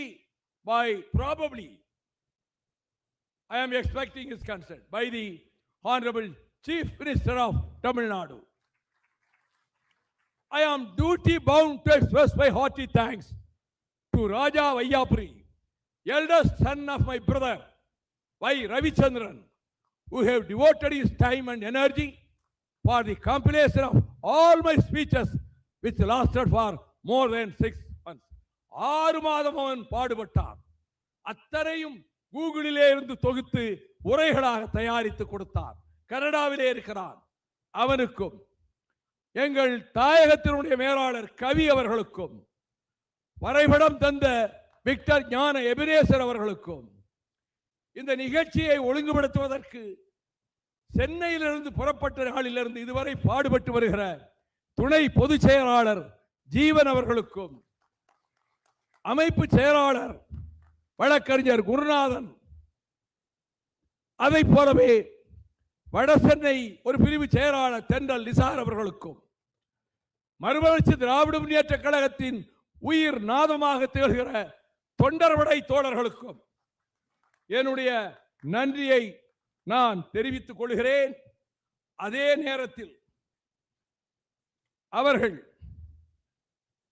இந்த நூலை, I thank respected Mr. Gopal Krishna Gandhi, grandson of Mahatma Gandhi ji and Raja ji, who was the then governor of West Bengal. He has gone through all the pages of these volumes and made necessary corrections. Gopal Krishna Gandhi இந்த நூலை முழுமையாக பிழை திருத்தம் பார்த்தார். My heartiest thanks goes to former Director General of Police, Mr. A.X. Alexander, who have gone through page by page to make necessary corrections. கிட்டத்தட்ட 1 மாத காலம் Alexander பிழை திருத்தம் தந்தார். The entire credit for the astonishing arrangements to make this function a grand success goes to the Principal Secretary of MDMK, who represents Trichy Parliamentary Constituency, Mr. Vaiko, who delivered a heart-touching speech in his welcome address. உங்கள் நெஞ்ச உணர்வுகளை வருடுகிற விதத்திலே இங்கே உரையாற்றிய திருச்சி நாடாளுமன்ற உறுப்பினர் இந்த விழா சிறக்க அனைத்து ஏற்பாடுகளையும் செய்வதற்கு நன்றி தெரிவிக்க நான் கடமைப்பட்டிருக்கிறேன். I have dedicated these 4 volumes of this book. இந்த 4 வால்யூம்களையும் யாருக்கு அர்ப்பணித்திருக்கிறேன் தெரியுமா? உங்களால் யூகிக்க முடியாது. என் வாழ்க்கையில் புயல் வீசிய காலங்களில், என் வாழ்க்கையில் சித்திரவதைக்கு நிகரான கொடுமைகள் நிகழ்ந்த காலங்களில், இந்த இயக்கத்தில் 29 ஆண்டுகள் உயிரை கொடுப்பதற்கு சித்தமாக உழைத்து கொலைகாரன் என்ற பழியை சுமந்து தூக்கி எறியப்பட்டேனோ அந்த துயரமான நாட்களில் 5½ ஆண்டு காலம் நான் சிறைவாசத்தை அனுபவித்த நாட்களில் மாதம் 1 நாள் 2 நாள் வீட்டில் இருந்திருப்பேன். என் குழந்தைகளின் மழலை பேச்சை நான் கேட்டதில்லை. என் பிள்ளைகள் வளர்வதை நான் கண்டதில்லை. இவற்றையெல்லாம் ஒரு மனிதன் இழக்கிறான். These are the precious moments. வாழ்க்கையின் உன்னதமான தருணங்கள் அவைதான். மழலை கேட்பதும், பிள்ளைகள் மடியிலே தவழ்வதும், அவர்கள் வளர்வதை காண்பதும் தான் ஒரு மனிதனின் இனிமையான தருணங்கள். அவை எனக்கு கிடைக்கவில்லை. அனைத்தையும் இழந்திருக்கிறேன். அவ்வளவு சோதனைகளிலும் ஒரு பவுன் நகை வேண்டும் என்று கேட்டதில்லை. 89 நாடாளுமன்ற தேர்தலில் என் ஆர்வீர் சகோதரன், அவனுக்கு நிகரான பேச்சாளர் தமிழ்நாட்டில் இதுவரை பிறக்கவில்லை, காளிமுத்து, அவரும் நானும் போட்டியிட்டு அவர் வெற்றி பெற்ற போது என்னுடைய கார்கள் பெட்ரோல் இல்லாமல் ஆங்காங்கே தேங்கி நிற்கின்றன என்று ஜூனியர் விடலில் ஒரு செய்தி வந்ததை அறிந்த மாத்திரத்தில் மறுநாள் காலை முதல் பெட்டிக்கடை வைத்திருப்பவன் 5000 ரூபாய், டீ கடை வைத்திருப்பவன் 5000 ரூபாய், 50,000 லட்சம் கொண்டு கொட்டிக்கொண்டே இருந்தார்கள் தமிழ்நாடு புறா உள்ள திமுக தோழர்கள். நான் மார்க்சிஸ்ட் கம்யூனிஸ்ட் கட்சி டைபி தோழருக்கும் ஒரு கார், ஒன்றிய செயலாளருக்கு ஒரு கார், இந்திய கம்யூனிஸ்ட் அத்தனை செயலாளர்களுக்கும் கார், பணத்தை அள்ளி வீசி வந்த பணத்தை எல்லாம். அப்படி இருந்தும் தீர்ப்புக்கு பிறகு திமுக தோழர்கள் வீடுகள் உடைக்கப்பட்டு விட்டன என்று கேள்விப்பட்டு நான் அந்த வீடுகளுக்கெல்லாம் சென்று 3000 5000 என்று அந்த வீடுகளுக்கெல்லாம் கொடுத்தேன். அப்படி இருந்தும் 5,5 லட்சம் ரூபாய் மீதம் இருந்தது எனக்கு. இவ்வளவுக்கு பிறகு பணங்களும் மிஞ்சி போச்சே. நான் நினைக்கவே இல்லை. அந்த பணத்தை என்ன செய்வது என்று திட்டமிடவும் இல்லை. என் துணைவியார் என்னிடம் சொன்னார், நீங்கள் ஈழத்துக்கு சென்றீர்கள், வன்னி காடுகளுக்கு சென்றீர்கள், தலைவர் பிரபாகரன் அவர்களை சந்தித்து விட்டு வந்தீர்கள், மயிரிழையில் உயிர் தப்பி வந்தீர்கள், உங்களால் அவர்கள் தயாரித்த 3 இன்ஜின்கள் பொருத்தப்பட்ட ஒரு பெரிய படகை அவர்கள் இழந்தார்கள். எத்தனை நட்டம் அவர்களுக்கு.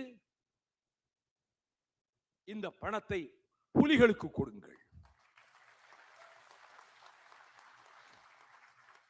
நான் நினைக்கவில்லை என் மகள் ராஜிக்கு ஒரு தோடு வாங்க வேண்டும், என் மகள் கண்ணகிக்கு ஒரு வளையல் வாங்க வேண்டும் நினைக்கவில்லையே. புலிகளுக்கு கொடுத்து விடுங்கள். தமிழ்நாட்டின் பிரதிநிதி அன்பை அழைத்தேன். 5 லட்சம் வாங்கி கொண்டு போய் என்றேன். ஒரு காலம் வாங்க மாட்டேன் என்றான். உங்கள் தலைவர் பக்கத்தில் இருந்தால் வாங்க சொல்வார். நீ வாங்காவிடில் என் வீட்டு பக்கம் தலை காட்டாதே. நீ மேலிடத்துக்கு சொல், அவர் வாங்க சொல்லுகிறாரா இல்லையா என்பதை பிறகு பார்ப்போம் என்றேன். 3 நாள் கழித்து வந்தான். தலைவர் வாங்கிக் கொள்ள சொல்லிவிட்டார். 5 லட்சத்தை தூக்கி கொடுத்தேன். இந்த யோசனையை சொன்னவர் யார்? கல்யாணமாகி கிட்டத்தட்ட 55 ஆண்டுகள் ஆகிவிட்டன எனக்கு. இந்த 55 ஆண்டு கால இல்லற வாழ்வில் ஒரு பொட்டு நகை கேட்டதும் இல்லை, நான் வாங்கி கொடுத்ததும் இல்லை. என் வாழ்வில் இவ்வளவு தாங்கிக் கொள்வதற்கு பட்டறை கல்லாக ஆதார சுருதியாக இருப்பவர் என் வாழ்க்கை துணைவியார்தான். Therefore,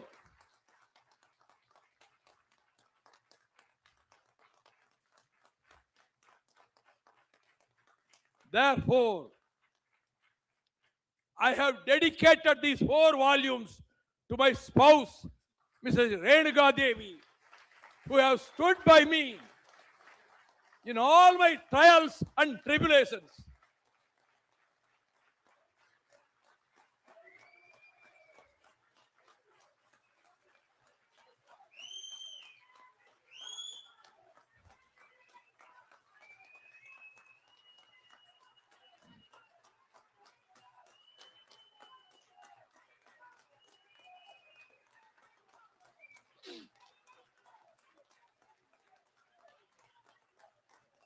என் நாடி துடிப்பு, என் நாடி நரம்புகளிலே ஓடுகிறதே குருதியின் ஓட்டம். அதன் பிரதிபலிப்பு யார் தெரியுமா? நீங்கள் நீங்கள் நீங்கள் 1000க்கும் மேற்பட்டவர்கள் வந்திருக்கிறார்கள். 150 பேர் விமானத்தில் வந்திருக்கிறார்கள்.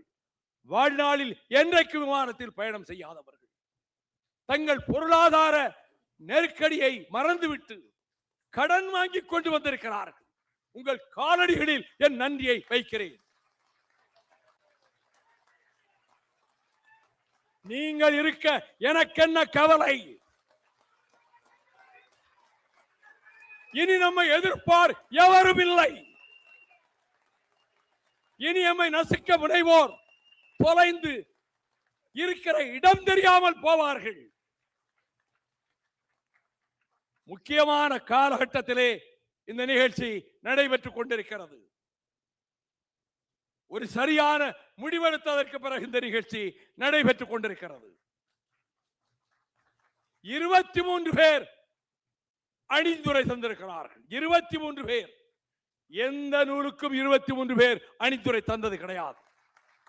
Forward given by 23 celebrities. I owe my hearty thanks to all those 23 celebrities. அந்த 23 பேருக்கும் உட்கார்ந்திருக்கிற ஹென்றி திபேன் உட்பட அந்த 23 பேருக்கும் என் தலைதாழ்ந்த வணக்கத்தோடு நன்றியை தெரிவித்துக் கொள்கிறேன். ஒரே ஒரு anecdote in Parliament, ஒரே ஒரு சிறிய உதாரணம்.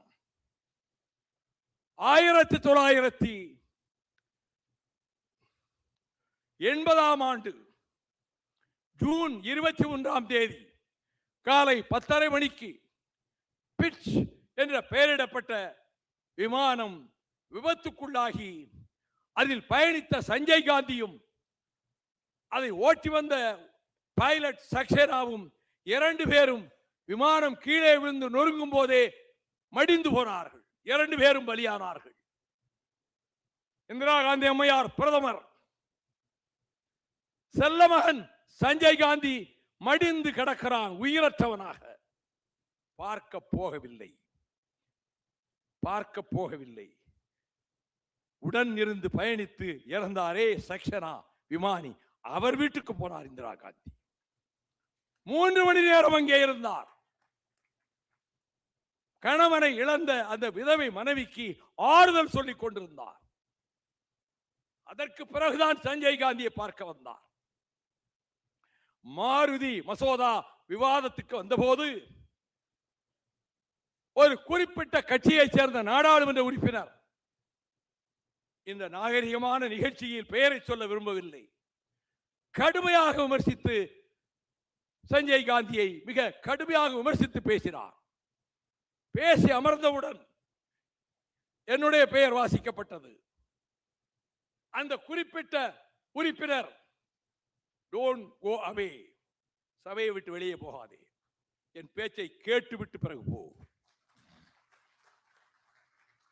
It is highly improper and discourteous to criticize a departed soul. இறந்து போன ஒரு மனிதரை பற்றி கீழ்த்தரமாக விமர்சிப்பது மிக மிக அநாகரிகமான செயல். அதை அந்த உறுப்பினர் இங்கே செய்தார். அவருக்கு சொல்லுகிறேன், சபைக்கும் சொல்லுகிறேன், இந்திரா காந்தி மகனை பார்க்க போகவில்லை, உடன் பயணித்த விமானியினுடைய மனைவிக்கு ஆறுதல் சொல்ல போனார். இன்னொரு நிகழ்ச்சி நடந்தது. அது 19 77 கடைசியில் வடகிழக்கு மாகாண எல்லைகளுக்கு மேலே ஒரு விமானம் பறந்து கொண்டிருந்தது. அந்த விமானத்திலே பயணித்தவர் அன்றைய பிரதமர். ஜோர்ஹட் என்ற இடத்திலே விமானம் தீப்பிடித்துக் கொண்டது. 5 போர் முனையை சேர்ந்த ஏர்போர்ஸ் பைலட்ஸ் 5 பேர் உட்கார்ந்திருந்தார்கள். Within a second they have to decide. வயிற்று பகுதியை கொண்டு போய் மோதினால் நாம் 5 பேரும் ஒருவேளை உயிர் பிழைக்கலாம், ஆனால் பிரதமர் நிச்சயமாக கொல்லப்படுவார். மூக்கு பகுதியை கொண்டு போய் மோதினால் நாம் 5 பேரும் உடனே சாம்பலாகி விடுவோம், ஒருவேளை பிரதமர் தப்பிக்கலாம். Within a second they took the decision. They opted for nose diving. முனை போய் மோதி தீப்பிடித்தது. 5 விமானிகளும் போர்ப்படை விமானிகளும் அங்கேயே சாம்பலாகி போனார்கள். உள்ளே உட்கார்ந்திருந்த பிரதமர் ஒரு காயமும் இல்லாமல் வெளியே வரும்போது தூசி தட்டி கொண்டே வெளியே வந்தார். Media persons approached him, print media and visual media. How did you escape? எப்படி நீங்கள் தப்பினீர்கள்? God Almighty, God has saved me. கடவுள் என்னை காப்பாற்றினார். அந்த 5 விமானிகள் வடிவத்திலே காப்பாற்றினார் என்றால் சொன்னாரா? இல்லை. 5 விமானிகளின் உடல் டெல்லியில் கொண்டு வந்து எரியூட்டப்பட்டது. பிரதமரும் செல்லவில்லை, ஒரு அமைச்சரும் அங்கே செல்லவில்லை. எரியூட்டல் நிகழ்ச்சிக்கும் இந்திரா காந்தி அம்மையார் was an example for humanism. The referred Prime Minister is an example for hypocrisy. Treasury பெஞ்சஸ்ல இருந்து எழுந்திருச்சு ஆரவாரம் பண்ணி கைதட்டினாங்க. 1/2 மணி நேரம் கழிச்சு பிரணாப் முகர்ஜி அங்கிருந்து ஒரு சீட்டை கொடுத்து விட்டார். Prime Minister Madam Indira Gandhi was very much moved by your speech. She has sent a note appreciating and applauding your speech. உங்களை பாராட்டி கொடுத்திருக்கிற சீட்டை தான் உங்களுக்கு தருகிறேன் என்று அவர் அனுப்பினார். இந்த நிகழ்வை நான் சொல்லுவதற்கு காரணம், இது போன்ற எத்தனையோ சம்பவங்கள் நாடாளுமன்றத்திலே மிக பரபரப்பூட்டுகின்ற பல செய்திகள். நான் அந்த செய்திகளுக்குள் போனால் அது வேறு திசைக்கு போய்விடும் என்பதால் நான் செல்ல விரும்பவில்லை. ஒன்றை சொல்லியாக வேண்டும். நான் வன்னிக்காடுகளுக்கு சென்று திரும்பிய போது, நீங்கள் பாராளுமன்றத்துக்கு வரக்கூடாது, போகக்கூடாது, பெரிய எதிர்ப்பு கலவரம் ஏற்பட்டு விடும் என்று சில மேதாவிகள் என்னை எச்சரித்தார்கள். 4 நாள் பொறுமையாக இருந்தேன். என்னதான் வந்துவிடும் பார்ப்போம். ராணுவத்தையே பார்த்து விட்டு வந்தோமே, இங்க என்ன வந்துவிடும். நான் சென்றேன். பிற்பகல் நண்பகல் உணவு வேளை முடிந்து 2 மணிக்கு சபை தொடங்குகிறது. 2:10 நான் சபைக்குள் நுழைந்தேன். காங்கிரஸ் கட்சியை சேர்ந்த துணை ஜனாதிபதி உட்கார்கிற இடத்திலே உட்கார்கிற டெபுட்டி சேர்மன் நெஜ்மா அப்துல்லா காங்கிரஸ் கட்சியை சேர்ந்தவர். நான் உள்ளே நுழைந்ததை பார்த்தவுடன், welcome welcome welcome mister Gopalsamy, we are all happy to see you in one piece. உடம்புல ஒரு பாகம் கூட அங்கஹீனம் ஆகாம முழு உடம்போடு திரும்பி வந்திருக்கிறேன். 1000 முறை காங்கிரஸ் நண்பர்களோடு மோதி இருப்பேன். அத்தனை காங்கிரஸ் எம்பிக்களும் எழுந்து நின்று they gave me standing ovation. மகிழ்ச்சி மகிழ்ச்சி, நீங்கள் காயப்படாமல் வந்ததில் எங்களுக்கு மகிழ்ச்சி என்று நான் கடுமையாக விமர்சித்த காங்கிரஸ் உறுப்பினர்கள் என்னை பாராட்டினார்கள். இந்த சம்பவமும் என்னால் மறக்க முடியாது. இதை போல 1000 சம்பவங்கள். கடைசியாக ஜான் பிரிட்டாஸ் பேசி முடித்து பதில் சொல்வதற்கு நான் பேச அழைக்கப்பட்ட போது நான் எழுந்து பேரறிஞர் அண்ணா அவர்கள் 1963 நிகழ்த்திய மெய்டன் ஸ்பீச், கன்னி பேச்சு, அதனுடைய 2 பாராக்களை எடுத்து நான் மேற்கோள் காட்டினேன். காரணம், பின்னால் வந்து பிரசுரித்தவர்கள் அண்ணாவின் அந்த பேச்சின் 2-3 வரிகளை நீக்கிவிட்டார்கள். அவர் சொன்னார், I belong to the Dravidian stock. I am proud to call myself a Dravidian. இதையெல்லாம் சொல்லிவிட்டு I demand the right of self determination. சுயநிர்ணய உரிமையை நான் வலியுறுத்துகிறேன் என்று பேசினார். அதை எடுத்து விட்டார்கள் பின்னாலே வந்தவர்கள் புத்தகங்களில். அடியனுக்கு வேலையே என்ன தெரியுமா? எவனும் வரலாற்றை அழிக்க முடியாது. என்னுடைய பேச்சில் அண்ணா இப்படி பேசினார் என்று நாடாளுமன்ற பதிவேட்டில் 63 பேசிய பேச்சை இப்பொழுது மீண்டும் பதிவு செய்திருக்கிறேன். பதிவாகி இருக்கிறது. I demand the right of self determination. பதிவாகி இருக்கிறது. ஜான் பிரிட்டாஸ் ரொம்ப நெகிழ்ந்து போனார். நான் சொன்னேன், now I recall the roaring thunder of Maharana Pratap Singh. இடியென முழங்கிய Maharana Pratap Singh after the defeat of ஹால்டிகாட்டி. ஹால்டிகாட்டி போரிலே தோற்றதற்கு பிறகு அவர் சொன்ன அந்த வாசகங்களை இங்கே சொல்லுகிறேன். Till such time breads of dry grass available. காட்டு புல்லில் செய்யப்பட்ட ரொட்டி துண்டுகள் கிடைக்கின்ற காலம் வரை. Till such time water in streams available. ஓடுகிற நீரோடைகளிலே தண்ணீர் இருக்கின்ற வரையிலும். Till such time I breathe the air of the atmosphere. இந்த காற்று வழியிலே இருக்கக்கூடிய பிராணவாயை நான் சுமக்கின்ற காலம் வரையிலும் I will raise my sword for the liberation of my motherland. என் தாய் நாட்டை விடுவிப்பதற்கு நான் வாளை உயர்த்தி கொண்டே இருப்பேன் என்று மகாராணா பிரதாப் சிங் சொன்னார். இப்பொழுது இந்த கணத்தில் I take a vow. அங்கே சொன்னது இங்கேயும் சொல்றேன். ஒரு உறுதிமொழி எடுக்கிறேன். I take a vow. I do declare that I will raise my fighting sword. சுழலுகிற என் போர்வாளை உயர்த்தி கொண்டே இருப்பேன். For the victory of Dravidian movement. திராவிட இயக்கத்தின் வெற்றிக்காகவும் and for the glory of Tamil Nadu, the cradle of ancient civilization. பழமையான நாகரிகத்தின் தொட்டில் பூமியாகிய தமிழ்நாட்டின் புகழை உயர்த்தவும் திராவிட இயக்கம் வெல்லவும் என்னை நானே அர்ப்பணித்துக் கொள்வேன். I will fight tooth and nail. I will fight tooth and nail the abominable, pernicious, malicious, disastrous forces of Hindutva.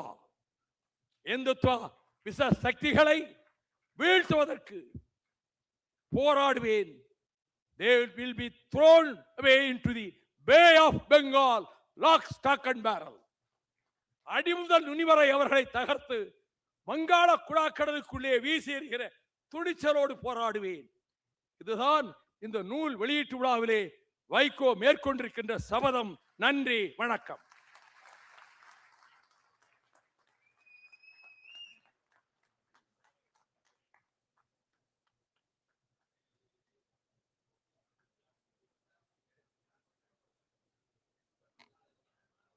We are concluding.